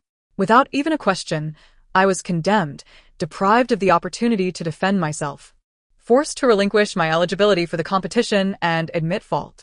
Is there any justice in this world? Even if Song Chun harbored biases against me or sought retribution for the recent incident that landed him at the police station, such reasons should not hastily warrant the sacrifice of my future. For, putting aside everything else, I represented Song Corporation in this competition. I gritted my teeth and declared, I can appeal. I did not plagiarize. But Song Chun merely chuckled, carelessly tossing his pen onto the desk, and casually remarked, you're not unfamiliar with such behavior. In an instant, I felt as though I had plunged into an icy abyss. Had I done such a thing? His certainty made me question my own memory. During my junior year, Shernyan, who was in the same major and class as I, had submitted my draft as her own for a group project in our jewelry design class. My work had been more polished, and since I submitted it later, the instructor had hastily deemed it plagiarism. I vividly recall that gentle instructor's disappointed gaze as she said to me, Shernyan, you really didn't need to resort to this. It was just a group assignment. I protested my innocence, yet I had no evidence to support my claim. Thus, all my explanations appeared feeble and ineffectual. I sought out Song Chun, my parents, hoping they would side with me, but I was met with their disappointed expressions. Song Chun remarked, Nian Nian, it was just a group assignment. It's alright if you didn't perform well. My parents added, Shernyan, how did we raise you to be like this? Do you know your sister is on antidepressants because of this? It was absurd. They claimed Shernyan had become depressed due to my alleged plagiarism, while I was the one who should be feeling despondent. I wanted to ask her, if it was just a group project, then why? It seemed insufficient that everyone hated me. What outcome did she truly desire? Throughout this ordeal, no one believed me. No one stood by my side. Consequently, I had indeed transformed into a detestable thief, stealing Shernyan's creative work. Justice and fairness had never favored me. Neither then nor now. Observing my pale countenance, Song Chun suddenly scoffed, stop pretending. You've plagiarized Nian Nian's work again. Why can't you ever change? My heart, already riddled with wounds, has now acquired yet another gaping hole. So this is how it is, I muse. No wonder Song Chun was so eager for me to confess to plagiarism. The truth is, I have once again emulated Shernyan. Initially, Shernyan pursued design only because of a stone gifted to me by Song Chun. At that time, Song Chun was not particularly harsh with me. During his studies abroad, he would occasionally bring back gifts for our family, and I would receive my share as well. I often awaited his return, comforted by the thought that at least one person remembered me. With Song Chun around, I felt less superfluous in this household. I have forgotten which year it was. But after celebrating the New Year abroad, Song Chun returned home with a large box of gifts. By then, Shernyan had grown quite familiar with him and playfully approached him for her presents. Song Chun smiled and said to her, why the rush? Would I forget you? Indeed. The box brimmed with treasures, most of which were intended for Shernyan. Among them were a remarkably valuable, one-of-a-kind necklace from an auction, alongside chocolates that clearly seemed hastily purchased locally. I could almost envision him, thinking of Shernyan's face as he prepared so many gifts for her, feeling both bitter and sorrowful, unable to voice his complaints about why there was only a single chocolate, a gift so common. I didn't care if the gifts were inexpensive or not meticulously chosen. As long as they were from him, I would cherish them. I often felt a sense of inferiority, believing that all good things belonged to Shernyan and that I should not compare myself to her. I had accepted, with a sense of calm, that Shernyan was more important than I was, yet when it came to Song Chun, I always hoped he would remember me as fondly as he did her. Ah Chun, what is this? So ugly? Shernyan exclaimed, rummaging through the large box like a treasure hunter. Eventually, She held up a medium-sized raw stone and questioned Song Chun. He was busy replying to messages and, without lifting his gaze, indifferently replied, "That's for Nian Nian. Didn't she say she wanted to study jewelry design? It's a crystal raw stone I bought abroad." Those words suddenly felt like a refreshing spring of water pouring into my parched heart at a moment when I had given up all hope. Song Chun unexpectedly treated me with such kindness again. Moreover, he still remembered my aspiration to study jewelry design. Only he remembered. In truth, that crystal raw stone was not precious. It was worth even less than a single bead from one of Shi Nian's necklaces. Yet, she remained dissatisfied, pouting as she asked Song Chun, "Brother, I like it too. Can you give it to me?" My heart tightened, but I remained silently seated on the sofa. I knew that if Shi Nian expressed her desire, Song Chun would undoubtedly give it to her, just as he had on many occasions before, when everyone would advise me, "Nian Nian, you should be accommodating to your sister." To my surprise, Song Chun set down his phone and said to her, "Why do you want this? You're not studying jewelry design. It's just a worthless rock." Shi Nian's expression darkened. She certainly understood it was a worthless rock, and if she pressed the matter, it would seem she was being excessively petty. My heart raced. I thought, even a worthless rock would suffice. Shi Nian could desire those precious, costly gifts, but I would be content with just a worthless stone. I softly approached Shi Nian and extended my hand towards her. She looked at me slyly, then lifted the stone and let it slip from her grasp, causing it to fall and shatter into several pieces upon hitting the ground. Her voice, tinged with urgency and apology, echoed in a muffled manner, carrying an undercurrent of schadenfreude only I could discern. "Xiao Nian, why didn't you hold on properly?" Song Chun, now drawn to the scene, reproached in a concerned tone. "Don't worry about her. It's just a worthless rock." "Nian Nian, did you get hurt?"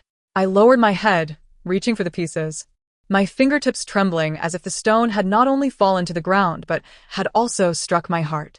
I pondered why Shi Nian would rather let it break than give it to me. It would be too humiliating to cry at that moment. I bit my lip, thinking my parents would consider me overly dramatic and Song Chun would blame me for not holding it properly, even though it wasn't my fault. I knew that before I could even defend myself, everyone would blame me. Then I heard Shi Nian whisper to Song Chun, "Brother, can I study jewelry design too?" Song Chun casually replied, "Sure," and thus, Shi Nian would not even allow me to possess a mere stone. The uproar surrounding the plagiarism incident ultimately stemmed from the official statement that took sides. Generally, in the absence of concrete evidence, the authorities would not hastily issue such a statement unless Shi Nian had received prior information and submitted evidence more favorable to her case. Moreover, Song Chun leaned more toward Shi Nian. As long as he could push me out to admit wrongdoing, this disgraceful matter would become solely my burden. As the head of the company, his nod of acknowledgement would render my protests futile. Besides, I had a precedent. Shi Nian held a natural advantage, and Song Chun would instinctively suspect me. However, this time, I refused to concede. No one could lay false accusations upon me for something I did not do. Shi Nian's tactics remained unchanged. She likely thought I would cower as I had before, swallowing my pride and confessing to plagiarism. She had everything, yet still felt unsatisfied. But I was no longer the passive person I once was. Did she not realize that I was not mute, that I could raise my voice in protest, and that I could submit evidence? I continued to ponder. Perhaps she held some leverage over me, which made her so brazen. I submitted my initial drafts to the official email, right up to the final version. I included timestamps for each version, along with my design philosophy and creative journey, detailing everything as comprehensively as possible. Yet, this was still insufficient, as the matter had already gained traction online. Thus, public opinion was equally crucial. If public sentiment leaned overwhelmingly against me, even if the authorities proved my innocence, they might revoke my eligibility to participate in the competition to quell public outrage. The truth was disheartening. I had long understood that true fairness was a myth in this world. Fairness only resided in the hands of those who wielded power. It had always been this way. Furthermore, public opinion was terrifyingly time-sensitive. If this matter sparked widespread discussion yet faded after a brief flurry of excitement, subsequent clarifications and denials would go unnoticed. I would be forever branded with disgrace. Long ago, I had seen someone ask, "Does delayed justice still count as justice?" Perhaps it does, but it is unfair, and I do not want unfairness. I first reposted the official statement on my social account, then wrote, I did not plagiarize. Just 5 words, devoid of any elaboration. This naturally sparked considerable discussion among netizens, most of which were accusations and insults.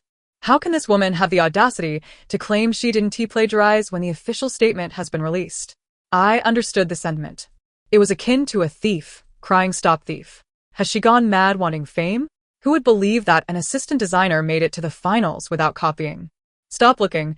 She's just a stubborn duck, asking for scorn. This competition supposed to be prestigious? Just sue the woman. The comments ranged widely, with conspiracy theories suggesting I had orchestrated this for publicity, while others labeled me a scheming woman aiming to gain notoriety for profit, and still others simply viewed me as a fool who, after plagiarizing, dared to shout innocence. In summary, no one stands by my side to believe that I truly did not plagiarize, especially since I lack any evidence. Nevertheless, the outcome of this matter has unfolded precisely as I anticipated. The fervor surrounding it has not subsided. Rather, it has intensified. This is exactly the effect I desired. Nian hoped I would retreat in the face of adversity, yet I am determined to confront it head-on. Why should I allow her to manipulate me at will? If she wishes for my surrender, I refuse to comply. I am not one to yield. I stand resolutely alone, prepared to face the direst consequences if necessary. As the situation continued to escalate online, I received a call from my parents. I could easily predict their words, concerns about Nian's fragile mental state, urging me to refrain from provoking her. They would likely express disappointment over my perceived disgrace to the family, imploring me to admit to my alleged plagiarism. This tactic of Nian's, using my parents as instruments of coercion, was not lost on me. After all, I am an easily manipulated soft target. Whenever they press me to concede. Invariably. Yet this time, I resolved not to heed their counsel. I ignored their calls, unequivocally blocking them. Song Chen attempted to summon me again, but I disregarded him, instead gathering my belongings to leave early. No one would come to my aid. They all stood at the precipice, eager to drag me down. Only I could rescue myself. However, just as I reached the entrance of the company, before I could hail a taxi, I was confronted by my parents, their faces flushed with anger. In the public eye, they could not unleash their fury, but they struggled to suppress their wrath. Attempting to reprimand me in a seemingly calm tone, Nian, have you lost your mind? Their choice of words was rather uninspired, I thought calmly. Is defending my rights truly madness? What constitutes sanity, then? Should I remain a mere shadow of Nian, allowing her to slander me while I stand idly by, like a piece of meat on a chopping block? What is so exceptional about Nian that it draws the attention of relatives who once cherished me? Does blood relation wield such power? Or do the members of the family harbor an intrinsic disdain for me? Regardless of my actions, they seem to perceive me as perpetually in the wrong. If you have nothing further to say, I have matters to attend to, I replied, adjusting my handbag and glancing at the time. Now is the perfect moment to visit the supermarket, just before rush hour. He did not believe me. Why should I feel compelled to explain myself? It would be a waste of time and breath. Nian, my mother shouted, clutching my father's trembling arm. Are you truly intent on driving your father to illness? Is it not enough that you've harmed your sister? Must we face ruin before you are satisfied? Her eyes were ablaze with fury, as if I were not her daughter, but a sworn enemy of the family. With such a heavy accusation, passers-by turned to stare. This was hardly an appropriate place for such a confrontation.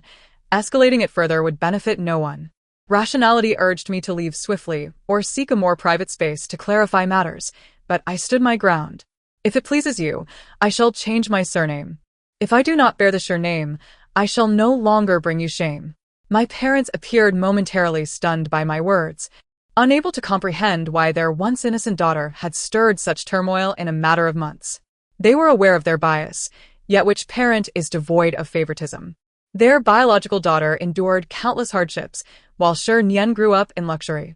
What grievances could she possibly harbor against me? They struggled to understand, just as I found it impossible to grasp the situation. My father's gaze trembled with disbelief, and for a fleeting moment, I wondered if he regretted his harshness towards me. Yet ultimately he declared, Nian, do you truly wish to drive me to my death? His sentiment remained unchanged. He still deemed me at fault. I should not have harbored any expectations of him. Thankfully, my heart no longer ached for anyone, and my emotions were no longer swayed by him. I smiled, nonchalantly. Did you not already conclude that I am this kind of person? Without hesitation, I turned on my heel and walked away. I had seen their backs countless times, yet waiting for them to turn around had become an eternity, long enough for me to forget what it felt like to hope. I meticulously selected a bounty of fresh ingredients, intending to prepare several dishes. My appetite seemed to have improved slightly, and I found myself relying less on painkillers. Aside from the sudden exposure of the plagiarism allegations, I almost felt as though I might be recovering. However, as I stepped into the foyer, darkness suddenly enveloped my vision. A wave of dizziness overwhelmed my senses, and despite my attempt to steady myself against the wall, I succumbed to the sensation of weightlessness, crashing heavily to the floor. When I regained consciousness, the sky outside had darkened. Struggling to rise, I found that any movement exacerbated a sudden palpitation, compelling me to remain prone on the ground. Slowly, I lifted my hand to check the time. 8 o'clock. I had missed the window to post my second clarification. Although drawing attention was not my ultimate goal, the increased interest in the matter had largely attracted spectators eager to witness my downfall. I needed to clarify while the public's attention was at its peak. Even if only a fraction believed me, it would suffice. As long as the narrative was not wholly swayed by Nien's manipulation, I would be content. Fortunately, it was not yet too late. Perhaps the multitude of thoughts swirling in my mind had caused my temples to throb, as if a little creature were incessantly jumping within, threatening to burst forth. After a moment's respite, I finally managed to rise, digging through my bag for my phone, only to find it dead, having shut off due to lack of power. While waiting for it to charge, I scoured the house for iodine and gauze. Despite the carpeted foyer, I had struck my forehead against the pile of groceries, and upon waking, I discovered a small pool of blood on the floor. After searching in vain, I regretfully realized that I had only recently moved in and lacked a first aid kit. Perhaps my mind was truly rusted, or perhaps my illness had dulled my reasoning. In any case, I instinctively grabbed some spare change, intending to visit the pharmacy nearby to tend to my wound. While waiting for the elevator, the familiar palpitations intensified, making my breathing increasingly labored. Bracing myself against the wall, I silently prayed not to pass out there. Yet, as the elevator doors opened with a chime, I lost control and collapsed onto the unsuspecting neighbor who bore the brunt of my misfortune. He bore a scent that felt familiar. In the fleeting second before I lost consciousness, I realized I was recalling this detail. Dr. Shen's laundry detergent had a unique aroma, reminiscent of warm ocean air. Having fainted twice within a few hours, I truly felt that my demise was imminent.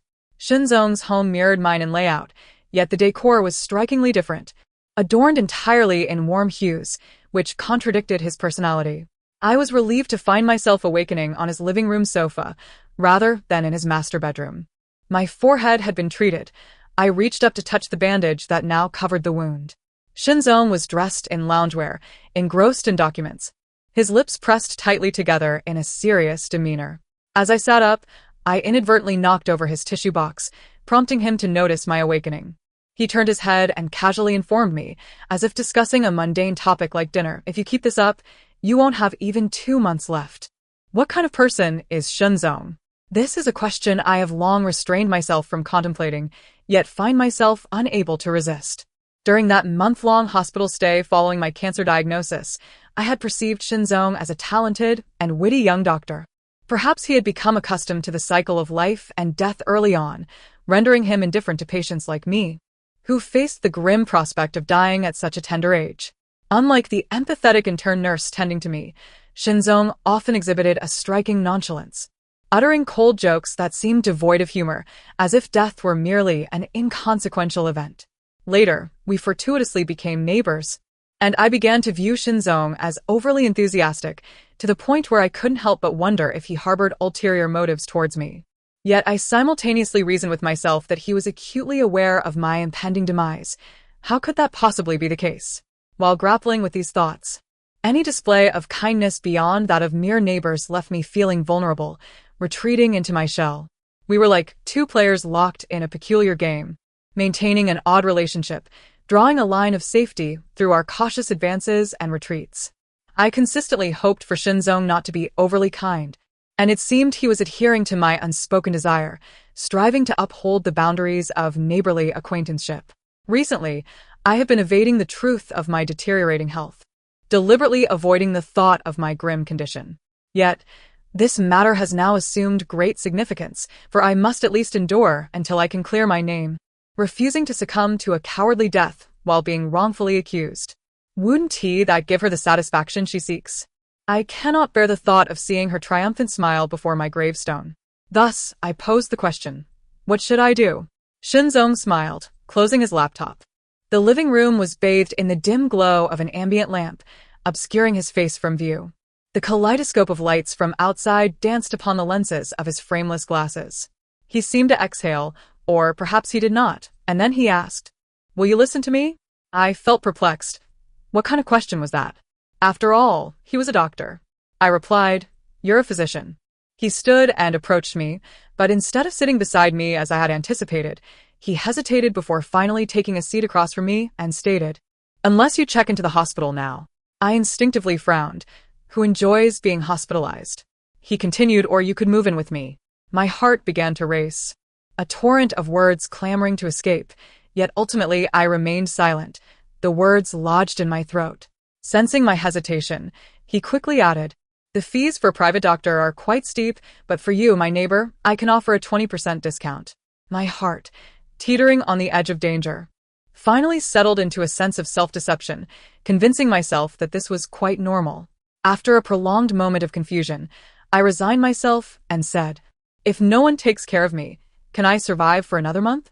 His gaze, deep and penetrating, seemed to seek out the vulnerable self hiding within my hardened exterior.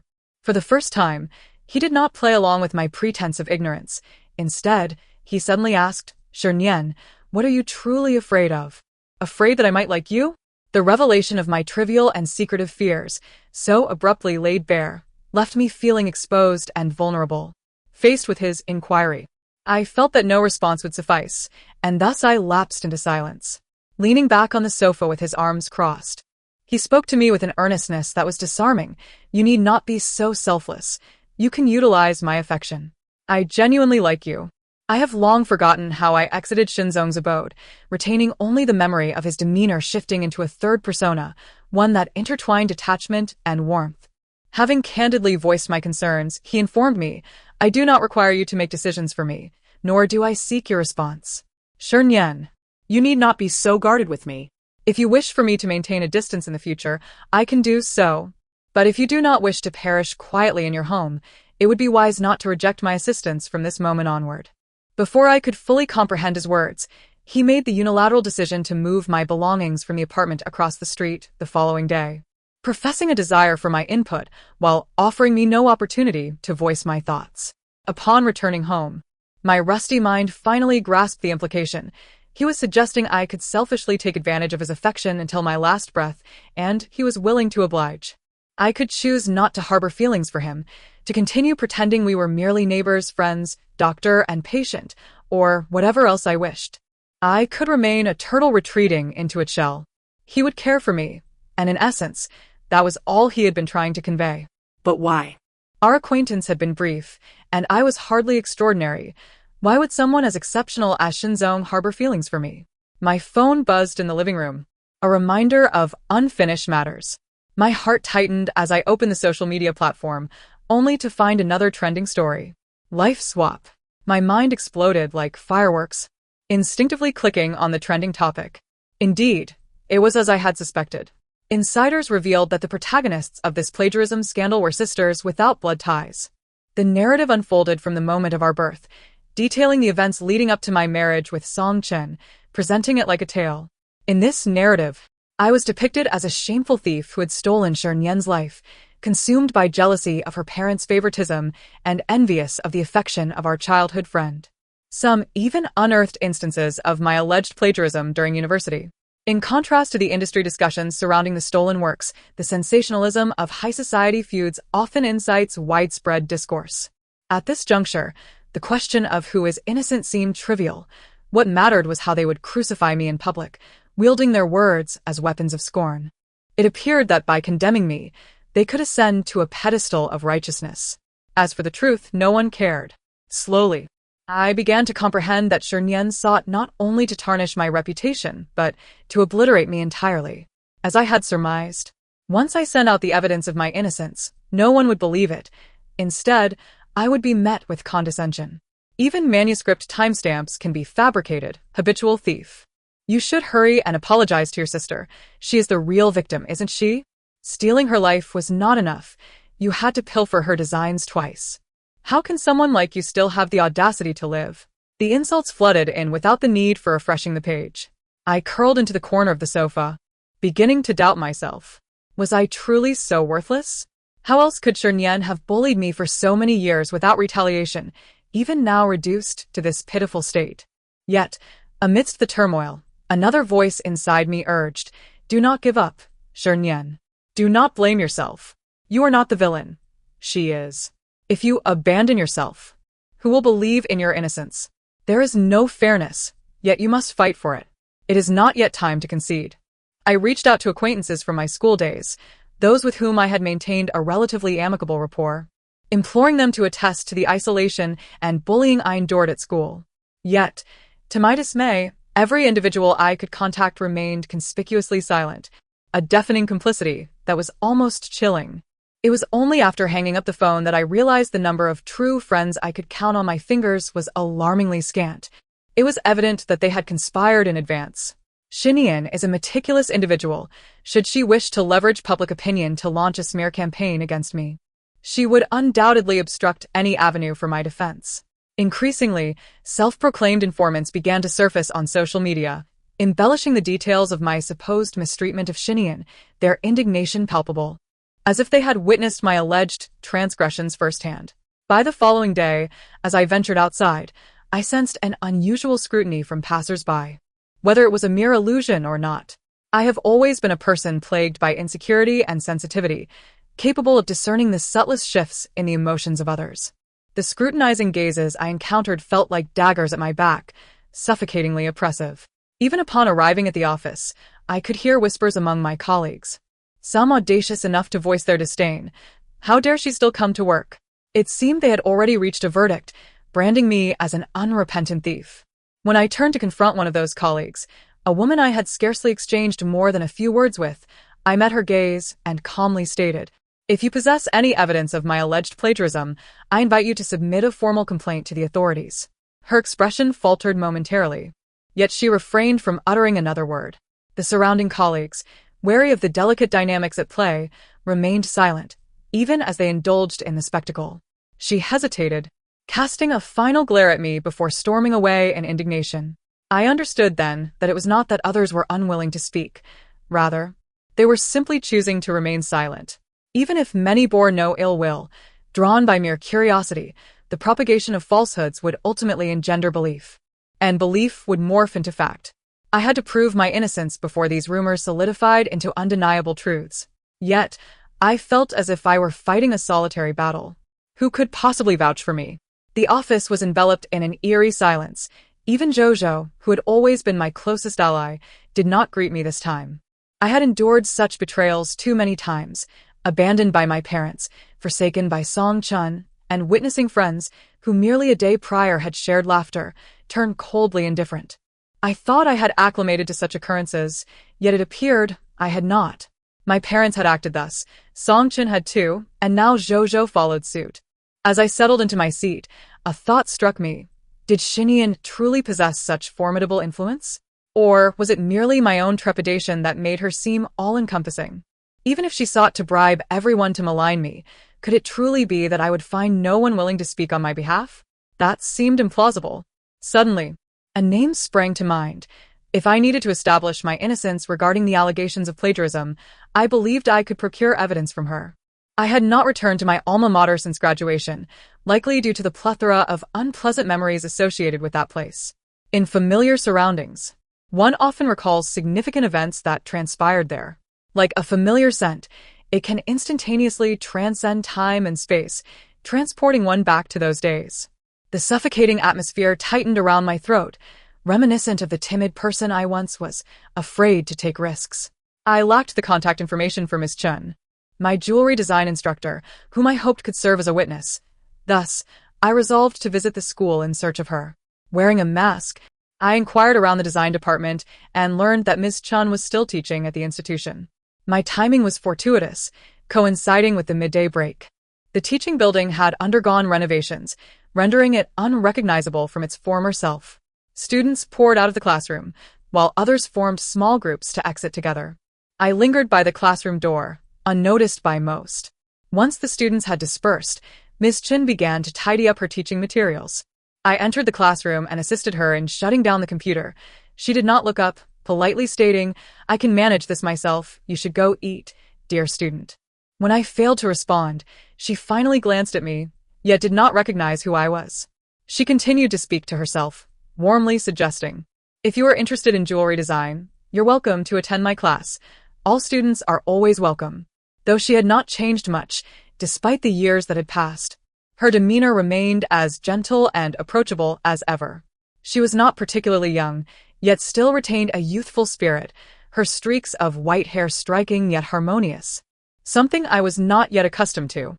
I removed my mask and softly addressed her. "Miss Chun, I need to discuss something with you."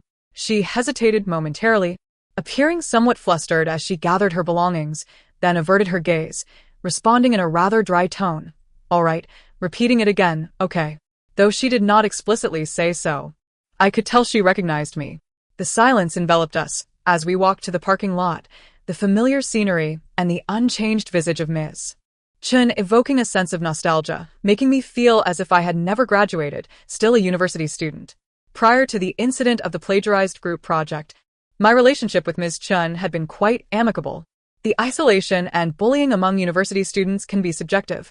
Counselors tend to overlook such matters due to their complexity. Even if one were to escalate the issue to a higher authority, it would likely be dismissed, as no physical harm had been inflicted. How could it be deemed bullying?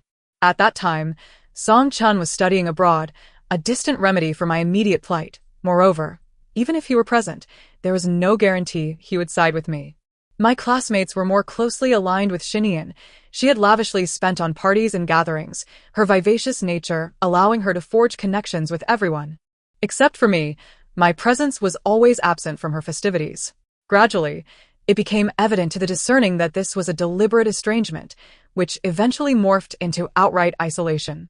The prevailing sentiment was that anyone disliked by Shinian must possess some flaw. Affection is inherently subjective. One cannot dictate whom others choose to favor. I found myself without a partner for group projects, excluded from class meeting notifications, and often locked out of my dormitory. During those dark days, it was Ms. Chen's encouragement that sustained me. She advised, "Do not concern yourself with others' opinions. Do not let their gazes dictate your actions. Focus on your own endeavors." Consequently, I often secluded myself in the library, and sometimes, after classes, I would pursue Ms. Chun to her office. She was not the type to merely go through the motions of teaching. She genuinely appreciated my persistent inquiries and dedication to learning. Thus, when she so readily believed that I had plagiarized Shernyan's work, it dealt a significant blow to me. Her disbelief hurt more than Shernyan's slander. A rather melodramatic metaphor, perhaps, but I had once regarded her as a beacon of light piercing through my tumultuous existence. Yet, that light ultimately found its way to Shinian. After that, our contact dwindled until my graduation and subsequent internship. Miss Chen sat in the passenger seat beside me. I had no intention of starting the engine. Merely reclining in my chair, gazing at the fine lines that had begun to etch themselves around her gentle eyes, and asked her, "Teacher, do you truly believe I committed plagiarism?" If Shinian had the power to silence my classmates, could it be possible that, back then, she had similarly threatened Ms. Chun, ensuring a swift and definitive verdict? You must have seen the news by now. My work was shortlisted for a prestigious jewelry design award, but due to Shernyan's calumny, I now faced disqualification. She must have already seen the news, for when I broached the subject, her only reaction was a subconscious furrowing of her brow, devoid of any overt surprise. "What do you want me to do?" she inquired, her tone tinged with uncertainty. Teacher Chen sighed, neither affirming nor denying, nor outright refusing my plea. "I want you to testify on my behalf," I exclaimed suddenly. "The style I designed is distinctly different from Shernyan's work. You could not have missed that back then. Why is it that someone as kind as you, Teacher Chen, would assist Shinian in deceiving me. Why? Following Shinian's accusation of plagiarism, Teacher Chen hastily reached a conclusion based on the later submission date of my work and the argument that my piece was more complete than Shinian's. Thus, she hastily determined that I was the one guilty of copying. Every gaze in the classroom bore down on me, akin to the scrutinizing stares of passers-by on the street, piercing and unforgiving. They had already labeled me a sinner of poor character, and this new charge only served to nail me further to the pillar of shame. They reveled in my misfortune. Just the thought of those eyes upon me was nearly unbearable. When I lifted my head again, I noticed that Teacher Chen's eyes were rimmed with red, her posture one of self-protection, appearing utterly helpless. After what felt like an eternity, she whispered, "I'm sorry." She repeated it, her voice softer, trembling with the weight of unshed tears. I'm sorry. The boulder that had fallen from the heavens years ago had finally struck me with full force today. I yearned for at least one person in this world to recognize my innocence. Yet before I could continue persuading her to testify, she spoke quickly. "My husband is ill and requires money. It was Shinian who provided that sum. She said it was just a small group project and that it was inconsequential. I never imagined it would lead to this outcome. But I'm sorry, I cannot. I still need this job." As if the halo of memory had faded, she was revealed to be just an ordinary person, willing to slander me for her own future and monetary gain. Even as I found myself ensnared in this predicament, she could stand by and remain untainted. Was she selfish? Undoubtedly. But I had no recourse. After all, that incident had transpired far too long ago, to the point where her denial would leave me powerless. "Teacher," I continued, "you do realize that if I'm expelled, I will never again be able to pursue a career as a jewelry designer." It was her own words of encouragement that echoed in my mind. "Strive to become a jewelry designer and trample all those who look down upon you. Shinian, you are stronger than they." This time, she remained silent, the stifling atmosphere constricting around my throat. I understood then that she likely would not aid me. But it was all right. I managed to smile and said, "You may leave, Teacher Chen. I will pretend I never met you today." She gazed at me, as if there was more she wished to say, but hesitated and ultimately fell silent. I closed my eyes, leaning back in my seat, hearing the sounds of her unbuckling her seatbelt, the door opening and closing in silence. After a brief interval, I heard a sound from my side of the car window. Rolling it down, I found Teacher Chen's eyes red-rimmed, yet her gaze surprisingly resolute. In a hoarse voice, she declared, "I will help you." I was momentarily taken aback before replying, "All right." The recording pen nestled in my coat sleeve felt cold, causing me to shiver slightly. I extended my finger to press pause. To preserve Teacher Chen's job, I refrained from allowing her to clarify matters in person. Of course, the recording pen was merely a contingency. If she truly had conspired against me for her future and was unwilling to testify, then she was not worthy of forgiveness. I published the earlier draft she provided online, clarifying that I had not plagiarized Shinian in the group project. I also shared my academic performance from my school days. This incident quickly reignited discussion, but this time, amidst a flurry of comments condemning me without even a glance, a small faction began to question the truth. All top grades in professional courses? What kind of wolf is this? Did she even win an international design award? When I was in college, all I did was sleep and eat. Can we not defend a thief here? How much do you get paid to write comments like that? I want to earn too. Does this mean anything? What if she colluded with the teacher? Come on, can we all take a moment to look at her draft dates? Besides, what need is there for plagiarism in a group project? Winning an award is worth far more than copying a grade. Shinian's plan was not infallible. She did not possess the capability to manipulate public opinion to such an extent. Especially now that the matter had become widely known, the situation was beyond her control. She could silence certain voices with money, but the truth is the truth. Not all bystanders are blind. It seemed that things were improving, I reassured myself. For victory does not always favor her. Teacher Chen was the first glimmer of hope. Her willingness to speak on my behalf indicated that Shinian's influence was not as formidable as she believed. Moreover, those she had bribed had always maintained a better rapport with me. Many had faced isolation or bullying to varying degrees. Surely, there would be others willing to testify for me. Indeed, it wasn't long before I received a call from a high school classmate offering her support as a witness. Things genuinely appear to be on the mend, I thought. After I posted the testimony on social media, the situation brewed for a day, and more individuals began to rally to my side. By evening, another anonymous message emerged, causing a significant stir. Her words completely dismantled the assertions made by those who had previously testified for Shinian, revealing that I had been the one subjected to bullying and isolation all along. Once this news broke, some began to suspect we were merely staging a publicity stunt, while others were eager to watch the unfolding drama. Let's disperse. We've all been played by the young ladies. Who knows if this is just a staged act by the Shurs? If it weren't for the sisters' post, I would have thought my memory was failing. I went to school with both of them. The younger sister is hardly a rich heiress, working part-time in the cafeteria. And at parent-teacher meetings, her parents only attended for the elder sister. That younger sister is truly unfortunate. It's the 21st century. Who would believe such things? Shinian was hospitalized for malnutrition during high school. Don't ask how I know. I was eating in the cafeteria when she fainted in front of me. And I was the one who took her to the school clinic. Her elder sister has always been wealthy, that kind of haughty rich girl who looks down on everyone. An increasing number of informed individuals began to emerge, adding diverse voices to what had initially been a campaign against me. No matter how cunning Shinian was, she could not silence so many. Because this was the truth. This was the truth. A knock echoed at my door, and peering through the peephole, I was surprised to see Shinzong, dressed in a Hello Kitty apron, knocking. Well, I had initially thought my parents were coming to confront Shinian, but this was a relief. Come over for dinner. After we eat, I'll help you move your things, Shinzong said, an aroma of food wafting from him. He hardly seemed like someone who would cook, but he exuded an inherent quality that inspired trust. I mused that doctors often possess such a trait. Shinzong's exterior appeared cold and aloof, yet he turned out to be quite the domestic gentleman, his cooking remarkably delicious. I ate with gusto, even though I ended up throwing up a significant portion in the restroom afterward. Shinzong thoughtfully prepared some stomach medicine and had me supervise as he decided what items to move over. By the time I lay in the guest room of Shinzong's home that night, I was still processing the sudden change. Is this what it feels like to be cared for? And it seemed, did Shinzong not follow the news? Why is he still not curious? Even the people passing by on the street cannot help but cast a glance at me, the epicenter of this storm. Why does he act as if he knows nothing? How peculiar.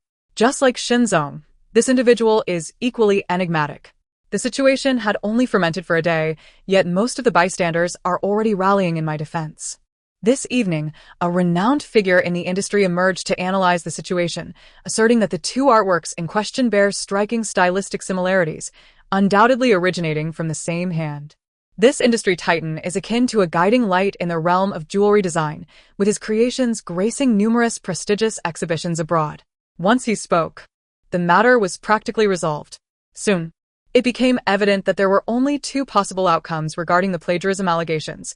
Either both pieces were created by Shinian or both were mine.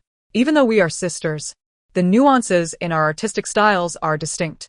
Moreover, just yesterday, I presented evidence proving that the works from my junior year were indeed crafted by me, thus making it abundantly clear who the real plagiarist is.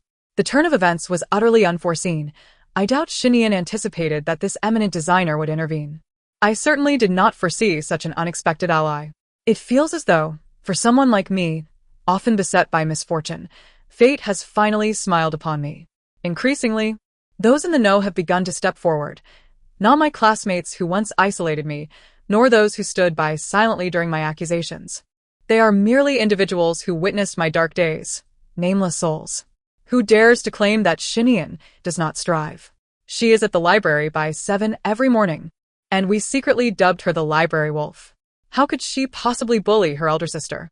If anything, it is the other way around. During our senior year, she would take the bus home while I had to run the 10 kilometers back alone. Truly a brutish arrangement. Who remembers that Shinian would only eat vegetarian buns for breakfast in high school? I once remarked to my classmates about her remarkable willpower in dieting, oblivious to the fact that she likely lacked the funds. It seems increasingly evident.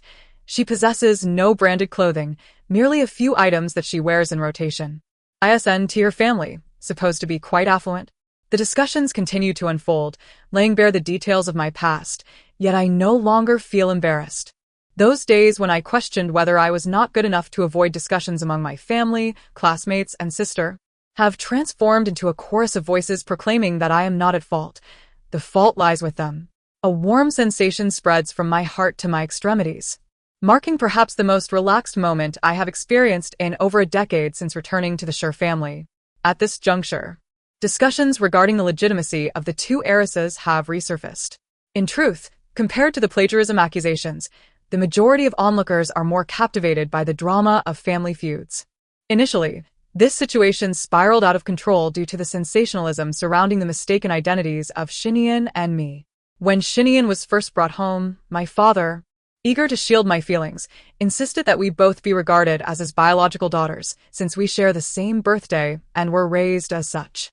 However, as time passed, his affections drifted elsewhere, and he turned a blind eye to Shinian's occasional slips that revealed I am not her biological sister. Eventually, he himself would use the expression "don't forget your own identity" to jab at me. Consequently, the question of our origins became well known among those who recognized us from middle school through high school and into university. This was a tactic employed by Shinian, casually mentioned, to foster their estrangement from me. After all, few possess the empathy to sympathize with a thief who has usurped another's life. My background is one of the reasons public opinion has never favored me. It seems I am inherently subordinate to Shinian. Only after the narrative shifted did people begin to revisit this topic, questioning why Shinian does not return to her rightful family. If she was indeed switched at birth, wouldn't it be logical for each of us to return to our rightful places? This has always been a source of confusion for me. I had assumed that my parents could not bear to part with me, even though I am not their biological daughter, as they had raised me as one for so long. It was not until I overheard Shinian crying to our parents, asking, "Why did I have to grow up in an orphanage while my sister stayed with you?" Through a crack in the door, I saw my mother, pale-faced, embracing Shinian, her words piercing my mother's heart like needles. It was then that I realized my lack of return to my biological parents was not due to their unwillingness, but because Shinian had been in the welfare institution since birth. This reality is far more painful than being raised by an ordinary family after a mix-up. Shinian, without needing to recount her hardships, constantly reminds herself that there were never two daughters. Her suffering is a consequence of my existence. For my mother, this is not merely a matter of rectifying a mistake. She cannot even find someone to blame. She cannot possibly send me to a welfare institution to atone for the decade of suffering Shinian endured. It is a subtle, pervasive influence, entwined with her favoritism. Although she has never admitted it, in her heart, I am no longer her daughter, but rather a thief who stole her daughter's happiness, a vessel for the love she was unable to give for the first 10 years. She cannot completely hate me, nor can she wholly love me. Instead, she chooses to disregard me, to ignore me. As long as I grow into a less-than-ideal child, she can comfort herself by saying that favoritism is natural. No one would favor a child like me. The power of the internet is terrifyingly strong. Soon enough, Shinian's experiences in the orphanage were unearthed. It was a welfare institution in dire straits, with inadequate provisions for the children. Many orphans there were malnourished and emaciated. Initially, I suspected this exposure was a design of Shinian's, wondering if this might be yet another attempt to elicit sympathy. However, I quickly realized that this matter had nothing to do with her, as someone posted an old photograph of Shinian, thin as a bone, ragged, cowering behind a man. The man was bald, with fierce eyes and a scar running across his scalp. The poster's reply was, "Who said she is an orphan? Doesn't she have a father?" Before I could investigate the validity of this comment, whether it was merely a spectator's idle remark or if there was indeed some truth to it, my parents' call came through. I knew I shouldn't answer. I should remain silent and await the official resolution. After all, their calls typically had one purpose: to pressure me into submission like Shinian. Yet inexplicably, I pressed the answer button. Perhaps it is in my nature to be curious. I wanted to see if my parents, having witnessed the sordid details of my life over the past decade, would feel even a twinge of guilt. "Shinian, delete all that nonsense you posted online." "Oh, it's the same old story." I forced a smile, knowing they couldn't see it on the other end, and asked, "Is something wrong with Shinian?" If not for Shinian whispering in their ears, they probably wouldn't even deign to contact me, the daughter they had cast aside. The tone on the other end suddenly escalated, voices rising in intensity. You're doing this on purpose, aren't you? Knowing your sister is on antidepressants. You're deliberately concocting these stories to provoke her. Don't think we're unaware. We have raised you. The Sher family has owed you nothing. With a deep breath, Sher Nian urged, you must clarify those rumors online, stating they have no connection to your sister, otherwise. My hand trembled, gripping the phone, and I inquired, otherwise what? Strangely, I did not feel particularly distressed by his words, yet my hand shook uncontrollably. As the world spun around me, I understood the reason why. Shinzong was indeed deceiving me. Despite having moved in together, my health seemed to deteriorate at an alarming rate. In the final moments before my consciousness faded, I heard a voice on the other end of the line. Do you think that boy from the Shin family can assist you for long? The Shun family. Shinzong? I slipped into a lengthy dream. Within it, I found myself back in the winter of my senior year, once again the object of Sher Nian's jest. Recalling the day, I hurried home alone from school. The Sher family villa sat halfway up a mountain, a good 10 kilometers from the school. In winter, darkness fell early. If I did not leave promptly, I would have to navigate through a dense forest shrouded in pitch black. That day, however, I had my period. The chill was intense, and after perspiring, the wind only made it worse. By the time I reached the villa's entrance, I could hardly stand. Dinner awaited no one, as Sher Nian interjected. Xiao Nian, that boy said he would escort you home, but how could you stay out so late with him? I had no idea who she referred to, and no one had offered to take me home. Before I could explain, I caught a glimpse of Song Chen, who had come to visit, his face twisting in disdain. He pressed his lips tightly together. His features were unchanged from our childhood, yet his words were sharp. Can't you be a bit more reserved like Nian Nian? My father coldly remarked, if you come home this late again, don't expect to eat dinner here. No one seemed to notice my sweaty forehead or damp hair, nor did they care about my flushed cheeks and labored breathing. They were engrossed in their meal, with Sher Nian's jokes bringing everyone joy, as if I were merely an unpleasant interlude. A piercing ringing filled my ears, sharp enough to threaten my eardrums. I struggled to rise from the floor, my body heavy. My phone displayed the call had ended. A small pool of blood lay at my feet, yet instinctively, I touched my face, finding no apparent wounds. In the mirror of the vanity, my reflection was blurred, but upon closer inspection, I noticed blood at the corner of my mouth. The metallic taste of blood lingered in my throat. It was from my own vomiting. My fingers involuntarily clenched tighter, as I thought, yet another symptom has emerged.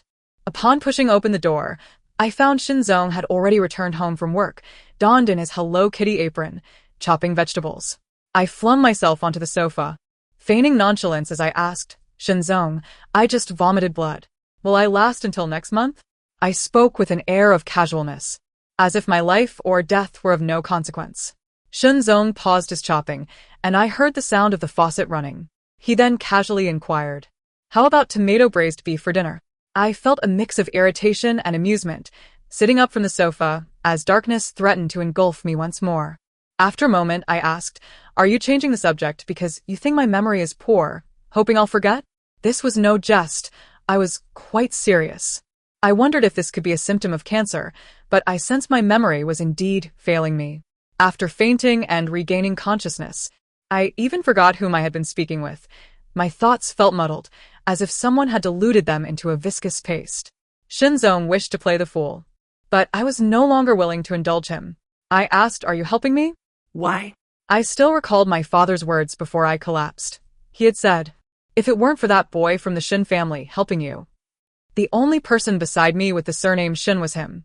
There remained many perplexing matters regarding Shinzong that I could not comprehend, and now this added another layer of confusion. He was indeed a member of the Shin family. But why would he wish to help me? This conundrum was as baffling as his inexplicable affection for me. Shinzong cut his finger while rummaging through the first aid kit beside the sofa. I instinctively assisted him in applying a bandage. And then his voice broke the silence beside me, laced with a hint of nonchalance. Because I'm a good person, I chose to help. I felt a surge of anger rising within me, yet ultimately I resigned myself, thinking fine. Without having extracted from him the specifics of his assistance, I had no idea what he had truly done for me. He was always concealing matters, harboring many things he wished for me to remain ignorant of. wishing to shield me from knowing when I would meet my demise and what clandestine assistance he had rendered. So be it, the less I knew, the fewer debts and entanglements I would have. We would continue to deceive one another until the day I departed from this world. The issue of Shernyen's origins had taken a new turn. The photo that had been released garnered little attention. Many storytellers emerged, weaving tales from the blurred image, with numerous individuals believing he was merely seeking to ride the coattails of popularity. Yet I knew it was not so. I had seen a 10-year-old Shernyen, and the girl in the photograph appeared even younger, perhaps only 5 or 6 years of age. That was indeed Shernyen. However, the individual who posted the photo spoke only half-heartedly, dismissing numerous requests for proof of identity and the photo's authenticity with a single statement: she is not an orphan. She is the daughter of the madman from Yang Family Village in Sanqing Town. Upon refreshing the page, I found that this news had been completely deleted. Could he have merely been seeking attention with such precise details? A cloud of uncertainty loomed above me, yet what could it possibly signify? Even if Shernyen had parents before the age of 10, not being an orphan, what significance would it hold for me to seek out my biological parents now? As I stood on the brink of death, it felt as though a heavy weight pressed upon my chest, an instinctual sense that the timing of this revelation was all wrong. If she had parents, why would she claim to be from an orphanage? Given her aversion to me, wouldn't it have been better for her to return me to my biological parents? Before I could delve deeper into these thoughts, I heard Song Chen's voice at the door, knocking across the hall. Shenzong rose to open the door. Upon seeing Song Chen, his expression remained unchanged, though his lips pressed into a straight line, displaying unmistakable impatience. Song Chen frowned, asking, "Where's Shernyen?" Shenzong found it amusing, crossing his arms as he replied, "You have no other means to contact her, do you?" He had blocked all her phone numbers, leaving Song Chen with no other way to reach me. I stood behind Shenzong, observing Song Chen, who appeared worn and haggard, possibly sleepless from the previous night or overwhelmed by the impending wedding with Shernyen, evident in the dark circles around his eyes. Yet, when his gaze settled upon me, a flicker of something I could not quite decipher surfaced. A concern, perhaps? That expression often graced Song Chen's face, though it typically was reserved for Shernyen. He seemed at a loss for words, hesitating for a long moment before finally saying, "Shernyen, I have something to discuss with you." I found the situation perplexing, but Shenzong's reaction was even more exaggerated. He wore a cold expression. "What is there to discuss? You two have already broken up." Song Chen, growing anxious, retorted, "What is your relationship to her? Who gave you the right to interrupt?" Shenzong chuckled. "We now live together. What do you think our relationship is?" As I observed the imminent confrontation between the two individuals at the entrance, I feared that the neighbors on either side would soon gather to witness the spectacle. I stepped in to intervene. "If you are here to clarify matters regarding Shernyen, it is futile.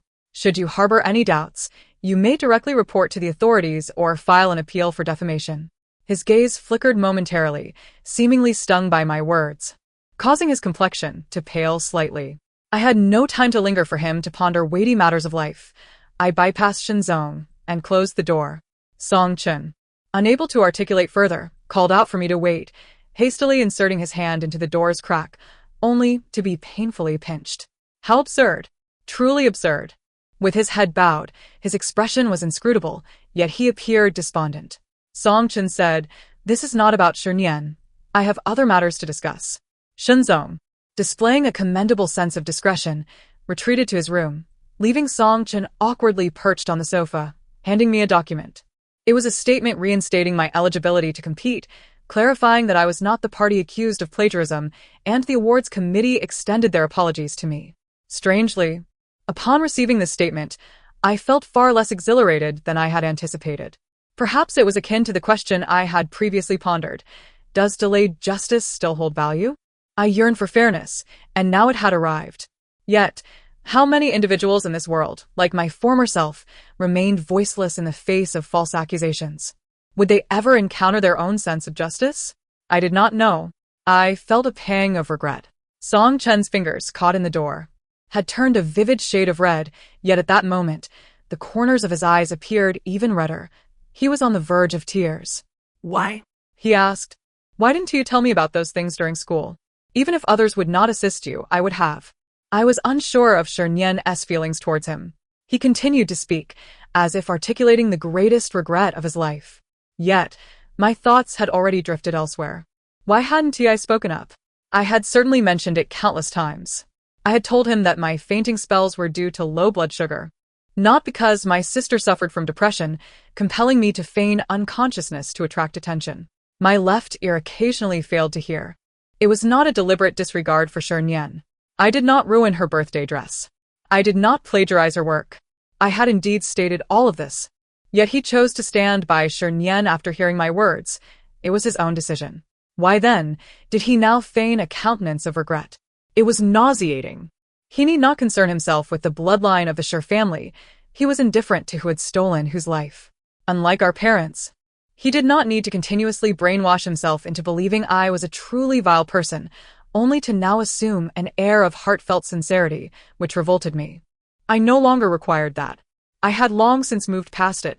Speaking these words did not alleviate my discomfort, but observing the turmoil on his face, etched with pain, strangely brought me a modicum of satisfaction. Did Shernyen know you sought me out to speak of this? Or did you simply relish the notion of having your cake and eating it too, Songchen? Spare me the pretense of deep affection. My heart raced at an extraordinary pace, a metallic sweetness rising in my throat, and I spat blood before Songchen. I awoke once more in a hospital. Yet again. The hospital, familiar sense of antiseptic and blinding whiteness. I thought no matter how many times I came, I could never grow accustomed to this place. No one truly enjoys hospitals. The small nurse assigned to me, since my diagnosis was back again. As she organized the four-drip, she suddenly leaned in to inquire, Shernyen, is that recent plagiarism incident online about you? Such youthful curiosity. I nodded affirmatively, and she immediately expressed her indignation. I knew it. You've been ill for so long. And your family hasn't visited. They must be terrible people. Her words elicited a chuckle from me, but before she could continue, a cool voice interjected from behind. Qin Xiaoya. The 4 in 1305 needs to be finished. It was Shenzong. Xiaoya, facing away from him, made a comical face at me, silently exaggerating her lips to form the words. Dr. Shen is doing this on purpose. She then turned, adopting a subservient demeanor, and repeatedly affirmed his statement. Soon, only Shenzong and I remained in the ward. He examined my condition and recorded his observations. I inquired, when can I be discharged? Without pausing, Shenzong replied, anytime. However, as your attending physician, I do not recommend your immediate discharge.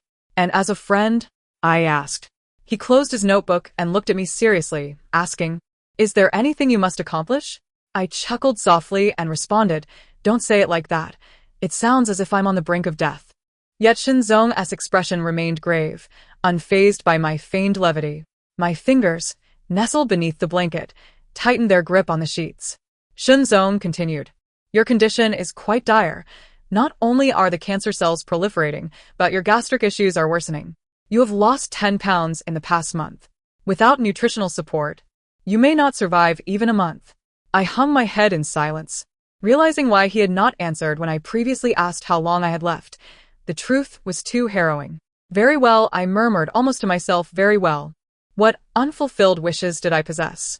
I rummaged through those painful memories, akin to drafting a list of last wishes. Yet I had no family, no friends. Even the coveted award ranking, I was uncertain whether I would ever see the results. I seemed to have briefly experienced familial love, friendship, and romance, only for them to slip away, like sand through my fingers. On the day of my discharge, I believed I had been granted a second chance at life, to truly live for myself.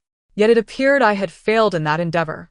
Those unbreakable vines had ensnared me, rooting themselves in my very flesh. Was I destined to die this way? I wondered. Shenzong assumed I had accepted his suggestion to remain in the hospital, and he breathed a sigh of relief, saying, the hospital is well equipped. You should stay here for your recovery. I interrupted him softly. It will hurt, won't it, Shenzong? I am very afraid of pain.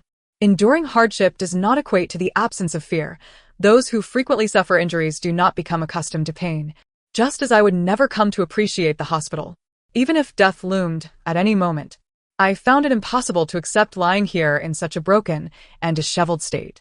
I raised my head and told Shenzong, I want to see the sea. Song Chen's mind was a tumultuous mess. More precisely, Since Shernyen had spat blood, he felt as though he had been frozen in place, unsure of how to react.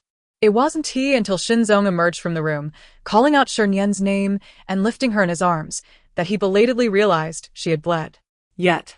Those words could not coalesce into a complete message.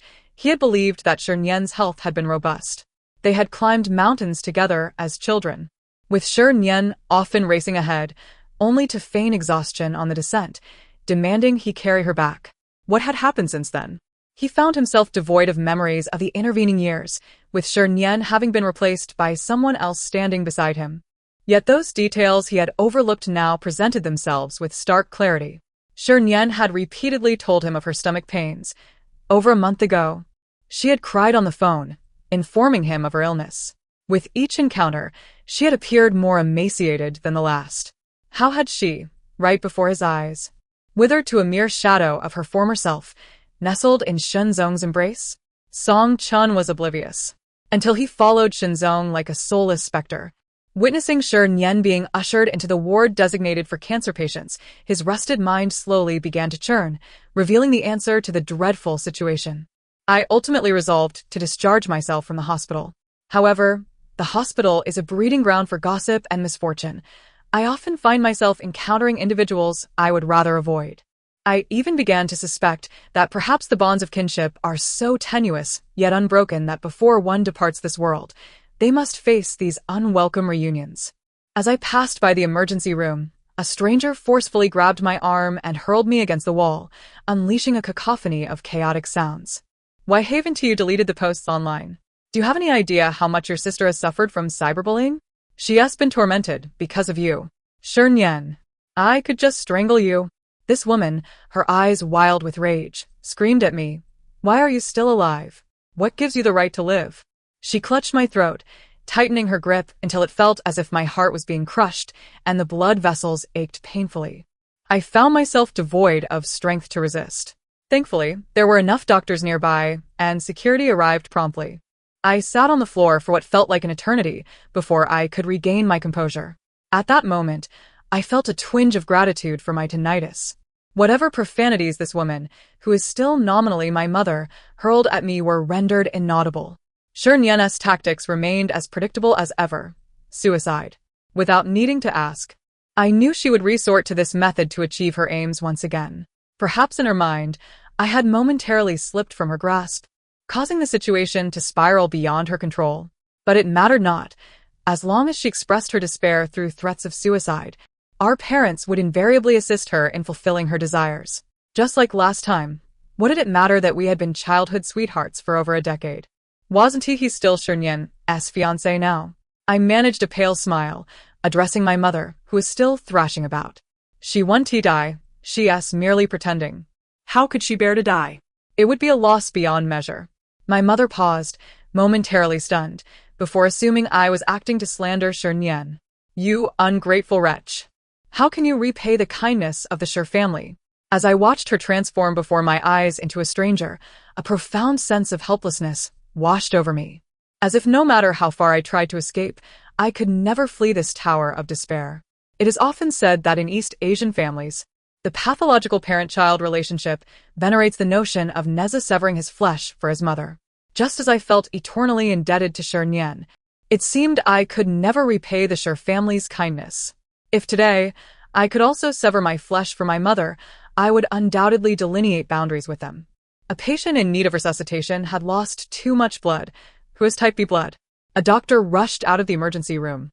My mother turned around, calling out frantically, I have type B blood. I'm sorry, immediate family members cannot donate blood. Her gaze darted around before finally landing on me. Take her blood. She has type B blood. A wave of absurdity surged from deep within me. I murmured instinctively, I don't want to. Yet. My mother yanked my arm, shouting, she is my adopted daughter. She has no blood relation to me, so she can donate. Turning to me, she wore that same familiar expression. Shernyen, you owe her this. You owe the Sher family everything. That voice tightened around my temples like a curse, the weight of my perpetual indebtedness suffocating me. I was dragged before the nurse prepared to draw blood. Just as the needle was about to pierce my skin, someone grasped my arm from behind. His voice was laced with a piercing chill and pent-up fury. Have you checked her medical condition? Have you inquired about her medical history? Is blood extraction something to be taken so lightly? The intern nurse, likely overwhelmed, stammered an apology. I'm sorry, Dr. Shin. Dr. Shinzong, like a divine savior, rescued me, a defenseless wretch, from the clutches of a monster. During the ride home, he remained silent, and I could not discern whether he was angry or preoccupied. It wasn't until we exited the vehicle that I called out, Shinzong, I think my hand is bleeding. Despite having just been discharged with the hospital bracelet still on my wrist and 2 conspicuous band-aids on the back of my hand, my mother had insisted on carelessly drawing my blood. I couldn't fathom whether she deemed it unimportant or if she genuinely turned a blind eye to it. Now, the band-aids could no longer contain the blood that trickled from my veins. I felt utterly drained, and Shinzong squatted before me, lifting me onto his back. This was the first time I found myself so close to him, fully conscious. The sensation of our skin touching was extraordinary. It felt as though, regardless of the turmoil of the past second, this moment belonged to me, a haven that would listen to all my heart's musings and never let go. I leaned against him and asked, were those people online defending me sent by you? You think I wouldn't know just because you kept it a secret? Shinzong, good deeds should be acknowledged. Otherwise, if I were to die, I wouldn't remember your kindness. Blood from my hand stained his white shirt, making the situation appear dire. As if my troubles had now sullied him. Don't become too fond of me, Shinzong. I'm a wretched person. A wretched, irredeemable failure. Unable to escape this quagmire, even in death. I felt tears welling up, but crying in front of Shinzong felt humiliating. He did not respond to my words. As if he had turned mute since leaving the hospital. As we entered the elevator, I caught a glimpse of his face in the reflective surface. Shinzong was crying. In that moment, my heart felt as if it were being slowly devoured by ants, a subtle yet persistent ache. His voice emerged hoarse, and in that instant, I understood the source of his anger. Shernyan, you must have endured so much suffering. It was a rather sentimental statement. Yet, in that fleeting moment, I comprehended that he was blaming himself for not protecting me on countless occasions. He was angry with himself. At this time, I found myself whimsically reflecting that Shinzong possessed a romantic knightly spirit. Then I heard him murmur, I wish I had found you sooner, he said, if only a bit earlier. Shinzong wanted to accompany me to the sea. I felt inclined to refuse his invitation, but he was obstinate. No amount of protest would dissuade him. Eventually, I relented, saying, all right, but if I die on the way, please ensure my remains are cared for until they can be donated. He appeared somewhat irritated, his lips pressed into a thin line. Who said you could die? You're the patient, he huffed, momentarily vexed, yet he said nothing more. Before our departure, Song Chen came to see me, presenting me with the award certificate for the design competition. Frankly, I was no longer particularly interested. I hadn't even been aware of the results. I had received second prize and third place, which were commendable achievements for a novice designer. I involuntarily fantasized about what might have been if I had not fallen ill. Perhaps I would now be a rising star in the jewelry design world instead of a mere assistant at Song Chen's company, having to endure indignities. I could have saved enough to buy a small house and adopted a stray cat. Alas, there are no what-ifs. Song Chen looked even more haggard than the last time I saw him, his eyes darting away as if he couldn't bear to look at my current state. I had little to say to him, and despite his constant display of guilt, I had no desire to hear his apologies. He remained oblivious to the need for respect.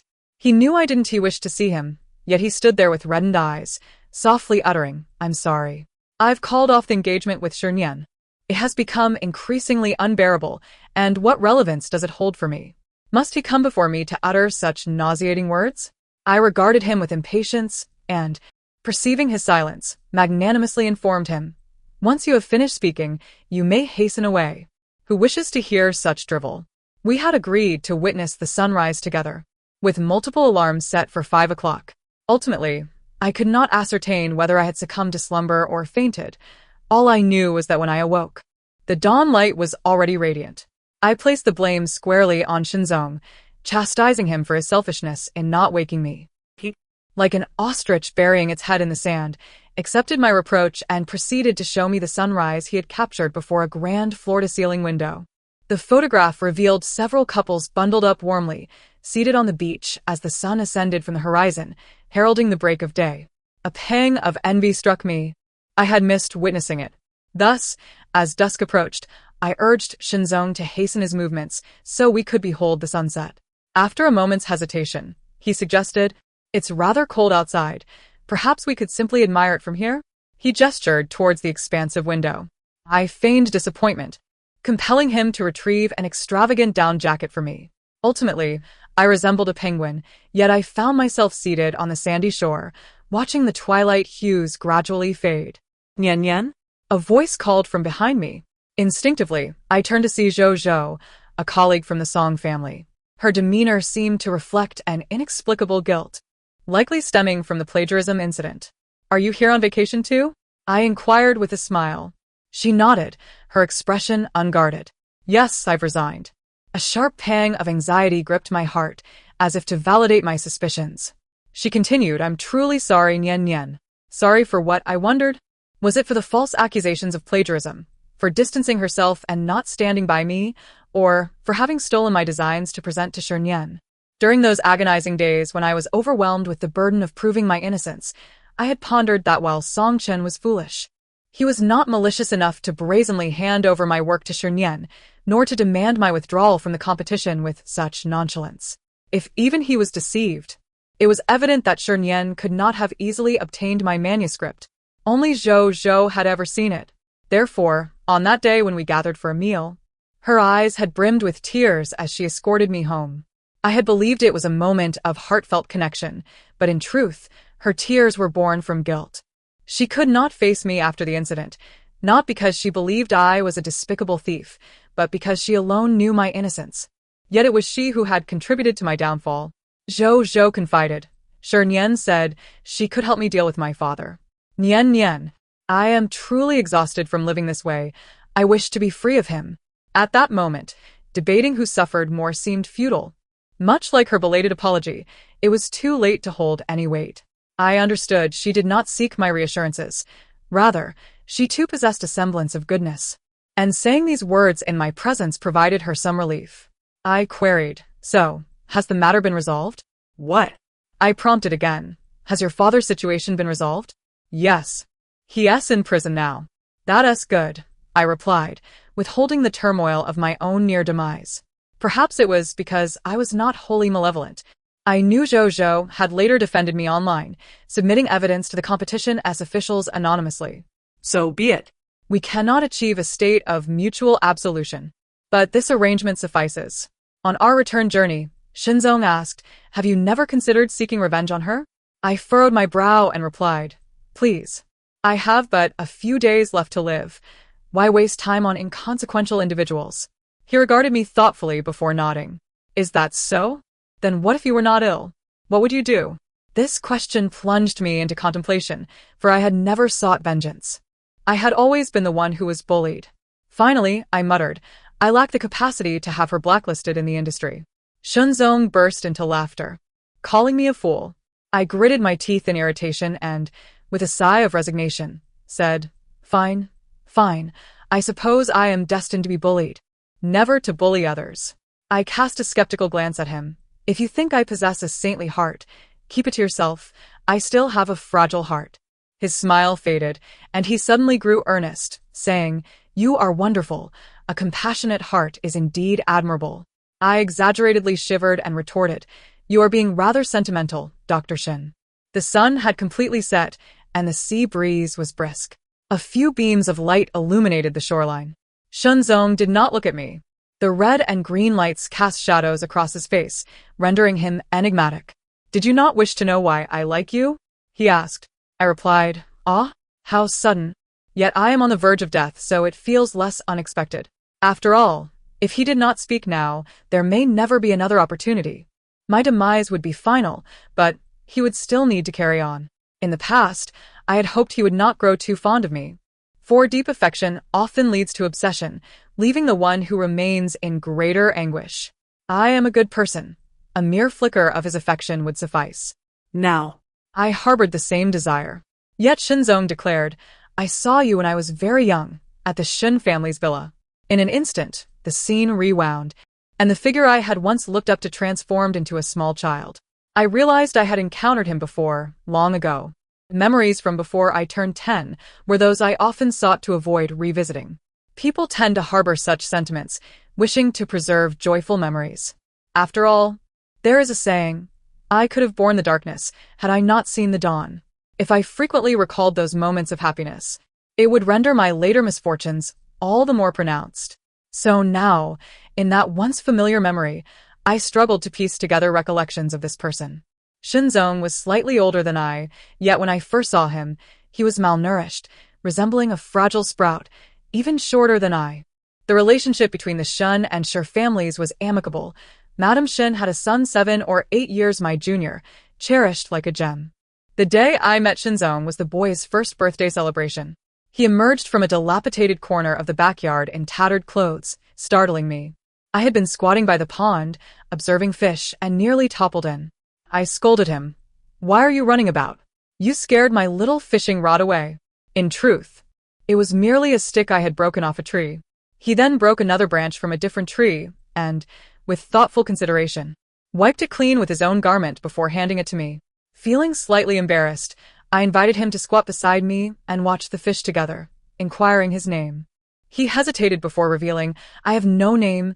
I am the illegitimate son of the Shin family. Simply surviving is a blessing. No one has given me a name. Even at such a tender age, he appeared to have endured the harshest cruelty of this world, rendering him a polished stone devoid of edges. He need not articulate his struggles, for I could already sense the weight of his suffering. I stood up, flailing my arms, only to almost lose my balance and fall in again. He barely managed to catch me, and we both tumbled onto the grass. He gazed at my beautiful dress with a look of regret and remarked, It's dirty. At that moment, I was consumed by a childhood animation, brimming with melodramatic lines. Yet I could not muster a single comforting phrase. Ultimately, amidst my mother's urging, I urgently said to him, Then just run away. They don't like you. So don't like them either. The world outside is vast. Just run. I have no idea if he heeded my words, for upon returning to the car, the mud on my skirt had sullied the interior, earning me a gentle reprimand from my mother. Soon, this incident was relegated to the recesses of my mind, leaving no trace behind. Yet now, Shunzong stands before me, asserting that he truly listened and ran away. He claims I am the light. Without me, he would have perished in the forgotten courtyard of the Shin family. Reflecting on the past feels like a punishment for the present self. I never used to think this way. However, today, as Shinzong stands before me, I find myself struck by the absurdity of it all. The words I once spoke in his defense could just as easily be directed at myself. Ultimately, it is I who has fallen into the mire, unable to escape. Shinzong has acquired a new name and a new life. He has truly severed the thorns and embarked upon a broad path. Yet, an inexplicable sorrow surges within me, nearly overwhelming my being. My heart feels like a sponge saturated with lemon juice, aching with acidity. When I finally come to my senses, I see Shinzong looking at me in bewilderment, asking, Why are you crying? That's when I realize my face is streaked with tears. Those pent-up emotions have found a small outlet, and a sense of grievance wells up within me, leading me to sob uncontrollably on the beach. Passers-by cast curious glances, while Shinzong, at a loss, eventually sits beside me. I don't envy him, nor do I harbor jealousy. I simply realize that the memories I cherished like treasures are not solely mine to keep. But I am not as admirable as Shinzong imagines. I lack the courage and kindness he attributes to me. The grown-up Shernyen remains unaccomplished. The one who saved him never truly existed. He cherishes a mere illusion. Shinzong sighs and embraces me, gently patting my back, helplessly murmuring, Don't cry, Shernyen. It's all right. He seems to understand me, without needing me to explain. Recognizing the source of my tears, he persistently reassures me, You are wonderful, as if trying to restore the completeness I have lost over the years. Exhausted from crying, I lean against him and whisper hoarsely, Let's go home. He replies, All right. Yet, I am uncertain of where home is. I am a person without a home. And so is he. After returning from Lin City, my health began to deteriorate. It felt as though the breath I had been holding in finally escaped, unveiling a multitude of symptoms. Of course, My fragile state was akin to a malfunctioning machine, unable to withstand even the slightest disturbance. Shenzong remains oblivious to my condition. When the internet at home breaks down, he does not repair it, leaving me to stare blankly at the television playing cartoons. Eventually, I began to cough frequently, initially attributing it to a cold, but soon I found myself coughing up blood. Fearing that Shenzong would take me to the hospital, an institution I despise, I kept it a secret from him. As my condition worsened, accompanied by sudden fainting spells, I often collapsed at home, awakening to forget what I had been doing moments prior. On one occasion, after taking out the trash, I returned only to forget the code to my password lock, ultimately waiting for several hours at the door for Shenzong to return from work. Shenzong made every effort to treat me as though I were not a patient. He understood that what I needed most was not excessive concern or care. I did not want him to appear overly concerned or too fond of me, yet each time I finished a meal only to violently retch. He stood by with water and tissues. Each time I fainted and regained consciousness, I found myself resting comfortably on the bed or couch. Shenzong silently cared for me within the confines I had set, standing by my side as if he intended to remain there until the day I ceased to exist. Which instance was it? I can no longer recall. My memory has truly deteriorated. In any case, on an indistinct day, I awoke to find myself in a hospital bed, tubes inserted in various places. It was not particularly painful, but the sight was rather alarming. The young nurse who often tended to me came to change my dressings. Her eyes red-rimmed. I did not wish to frighten her, but she seemed hesitant to meet my gaze, as though the moment our eyes met, she might burst into tears. After several exchanges, I, even with my thick skin, sensed something was amiss. With considerable effort, I asked her, "Is it that Shenzong is too afraid to tell me I might die tomorrow?" She quickly spat out a few no's and admonished, "Don't curse yourself like that." I continued to watch her, waiting for her to elaborate. However, after a pause, she finally said, "I just think you've been through a lot." I replied, "What does that even mean?" I thought to myself that this girl was rather sentimental, likely still a student, unlike seasoned professionals like Shenzong, who would never empathize with a patient in such a way. The next afternoon, I was jolted awake by a piercing scream. It was Shernyen, frantically attempting to push past several nurses to reach me. Initially startled, I soon noticed she, too, appeared to be recovering from a serious illness, having lost considerable weight. I had never seen her in such disarray, her hair unkempt and a handprint marking her cheek. She had always been well protected by her parents, even during her suicide attempt. She had only lost too much blood, quickly replenished. This was the first time I had seen her in such a state. Shernyen, unable to approach, first berated those around her, but upon spotting me awake, she erupted into laughter, her demeanor bordering on madness. "You almost died. Ha ha ha, you worthless fool. I knew it. If I can't have it, neither can you. Ha ha ha, Shernyen, you won't get it either. Do you think I'll give up just like that? Dream on. It's all mine. All mine." Suddenly, in a fit of rage, she broke free from those restraining her and lunged at my bedside, grasping my throat, proclaiming, "They are my parents, not yours." Parents? Whose parents? Aren't they Shernyen's parents by default? The intense sensation of suffocation lasted only a few seconds, but it was enough to send me spiraling into unconsciousness once more. When I regained consciousness, it felt as though even more tubes had been added. Or perhaps it was merely my illusion. Shenzong stood at my bedside. I uttered his name, Shenzong. He snapped back to reality, asking, "What's wrong?" Suddenly, I stumbled over my words, forgetting what I intended to say. My mind felt muddled, as if the nutrients from the four had seeped into my brain, leaving me unable to recall anything clearly. I shook my head, murmuring, "It's nothing." I sensed there was something I needed to ask, something significant, but what could it be?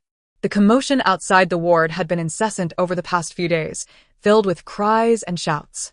Yet, inside the ward, it was peaceful, like a deliberately crafted sanctuary. Then one day, Shenzong suddenly suggested, "Let's transfer hospitals." I looked at him in confusion, asking, "Are you admitting your academic shortcomings?" He chuckled at my jest, though the laughter seemed forced. I reluctantly agreed, saying, "All right, fine." I find myself unable to walk unaided, reliant instead on an intravenous strip. Shenzong gently places me in a wheelchair, hastening my progress forward. Just as we reach the hospital's entrance, a heart-wrenching cry echoes from behind. Nian Nian.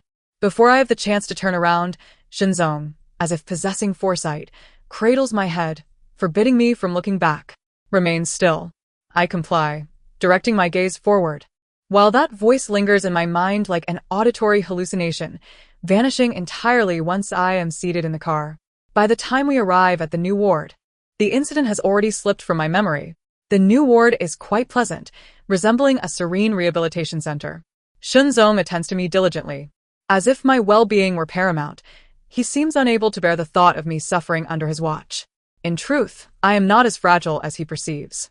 My new caregiver is a cheerful young woman, even more vivacious than the nurses from the previous hospital. Coming from a modest background, she juggles multiple jobs. While she tends to me, I invite her to watch a show together. However, Shinzong, for reasons unbeknownst to me, has ensured that the television lacks internet access, compelling me to surreptitiously borrow my caregiver's phone to indulge in my series. As I immerse myself in the story, a notification from social media interrupts. It chimes with the headline. The heiress of the Schur family's theft case takes a new turn. The culprit has been apprehended. My heart sinks, as the events I had seemingly forgotten coalesce in my mind. Eagerly, I click to read the latest news, which has captivated multiple outlets, chronicling the aftermath of a scandal involving the Schur family that transpired over a decade ago. The article begins in Yangjia village, Sanxing town, recounting a bizarre and absurd tale. A deranged woman bore a child fathered by a delinquent, and on the day of her delivery, she fortuitously shared a hospital room with Mrs. Schur, who happened to be in Sanxing town at the time, both giving birth to daughters. However, given the Schur family's substantial wealth, the deranged woman lacked the means and courage to switch the babies. Instead, she resorted to a cruel upbringing, both feeding and brainwashing the child, convincing her she was the true heiress stolen from a wealthy family. The insanity of her ramblings seemed to take root in the minds of both the delinquent and the daughter. Years later, when the delinquent accidentally killed the mother during a fit of rage and was incarcerated, the daughter found herself in an orphanage. It was not until she turned 10 that the delinquent, now released from prison, sought to return her to the Schur family, not from a sense of remorse, but driven by greed. After enduring a harrowing paternity test, they discovered they had been deceived by the deranged woman. The truth unraveled. The child was unequivocally the offspring of the lunatic and the delinquent. Yet, with malicious intent brewing, they devised a scheme to fabricate a new identity, creating falsified paternity results. No one would dare question the authenticity of the reclaimed daughter. Guilt and a sense of indebtedness had consumed their hearts.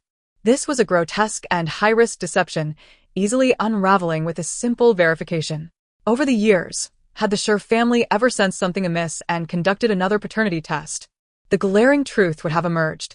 The child they had cherished for over a decade was a complete fraud, a masterful liar who had woven a facade from the very beginning. The real victim, however, was the daughter they had overlooked for years, the one who shared their home, yet lived as if in a hell of neglect.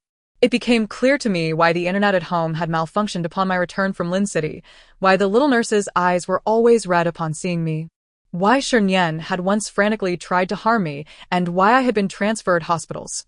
The absurdity of it all revealed that, amidst the lack of actual harm inflicted upon others, Shernyen was the sole victim.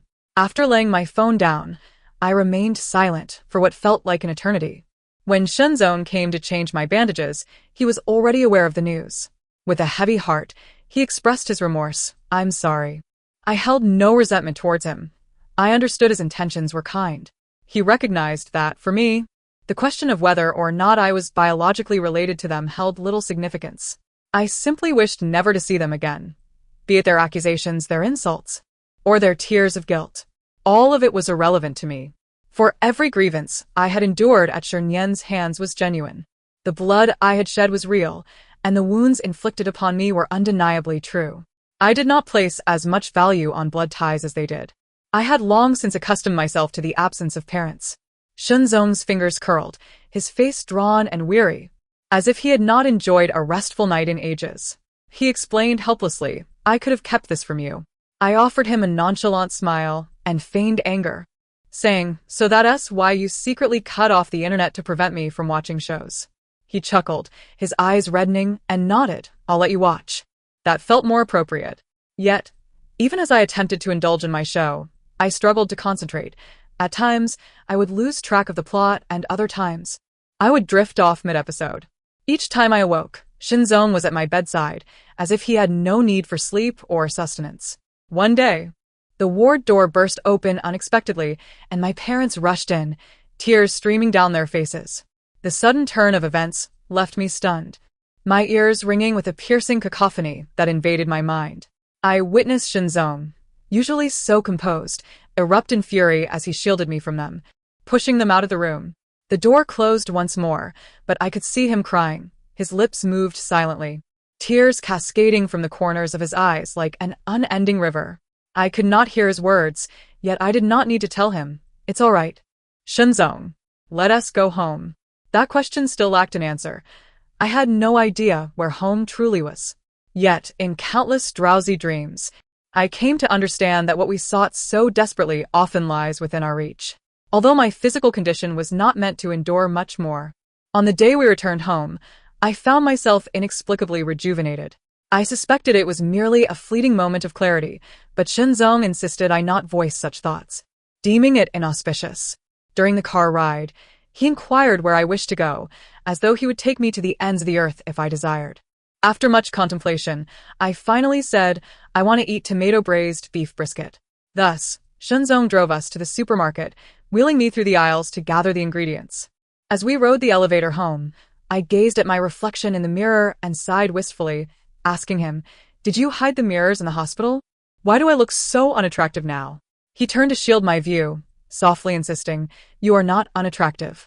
Liar, I teased, yet I found it in my heart to forgive him. While he cooked, I lay on the sofa, watching him. The Hello Kitty apron, once ludicrous, had become familiar.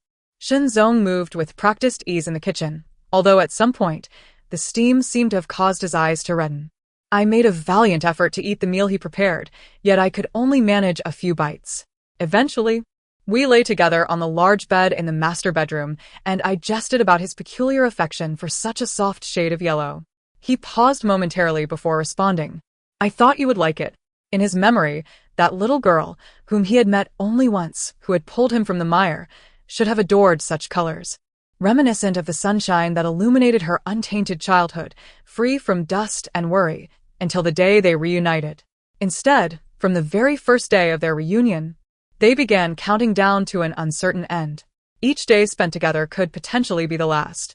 I found myself feeling a bit drowsy. Yet I exerted myself to keep my eyes open and gaze at Shinzong. He possessed an exquisite visage. When he refrained from smiling, he appeared rather aloof. But when he did smile, it was as if an iceberg had melted. At the tip of his nose was a diminutive brown mole, so subtle that one would hardly notice it without close inspection. With great effort, I mustered the strength to inquire, you don't particularly like me, do you? He chuckled softly and replied, not at all. I pressed on, asking, just a smidgen, perhaps? He responded with a slight, choked sound, just a little. I laboriously nodded, saying, that's a relief. It's best if there's only a smidgen of affection for me, otherwise I would feel overwhelmingly guilty. He loves me too deeply, and I simply cannot bring myself to depart so abruptly. In the final moment before my consciousness faded, Shinzong stealthily pressed his lips against my forehead. He was a coward, daring to give me only a kiss on the forehead even as I lay dying. I heard his trembling voice, laced with an uncontrollable sob, declare, fool, you've been deceived. All right, I responded. Then I shall strive to remember your face, so that, even after drinking Meng Po's soup, I shall not forget. Next time, let me recognize you first. Let me be the one to cherish you first. Let me be the one to owe you. Outside the window, the wind wailed mournfully, echoing the lament of a beloved's elegy. The end of the narrative has arrived. Thank you for listening. And until we meet again in the next story.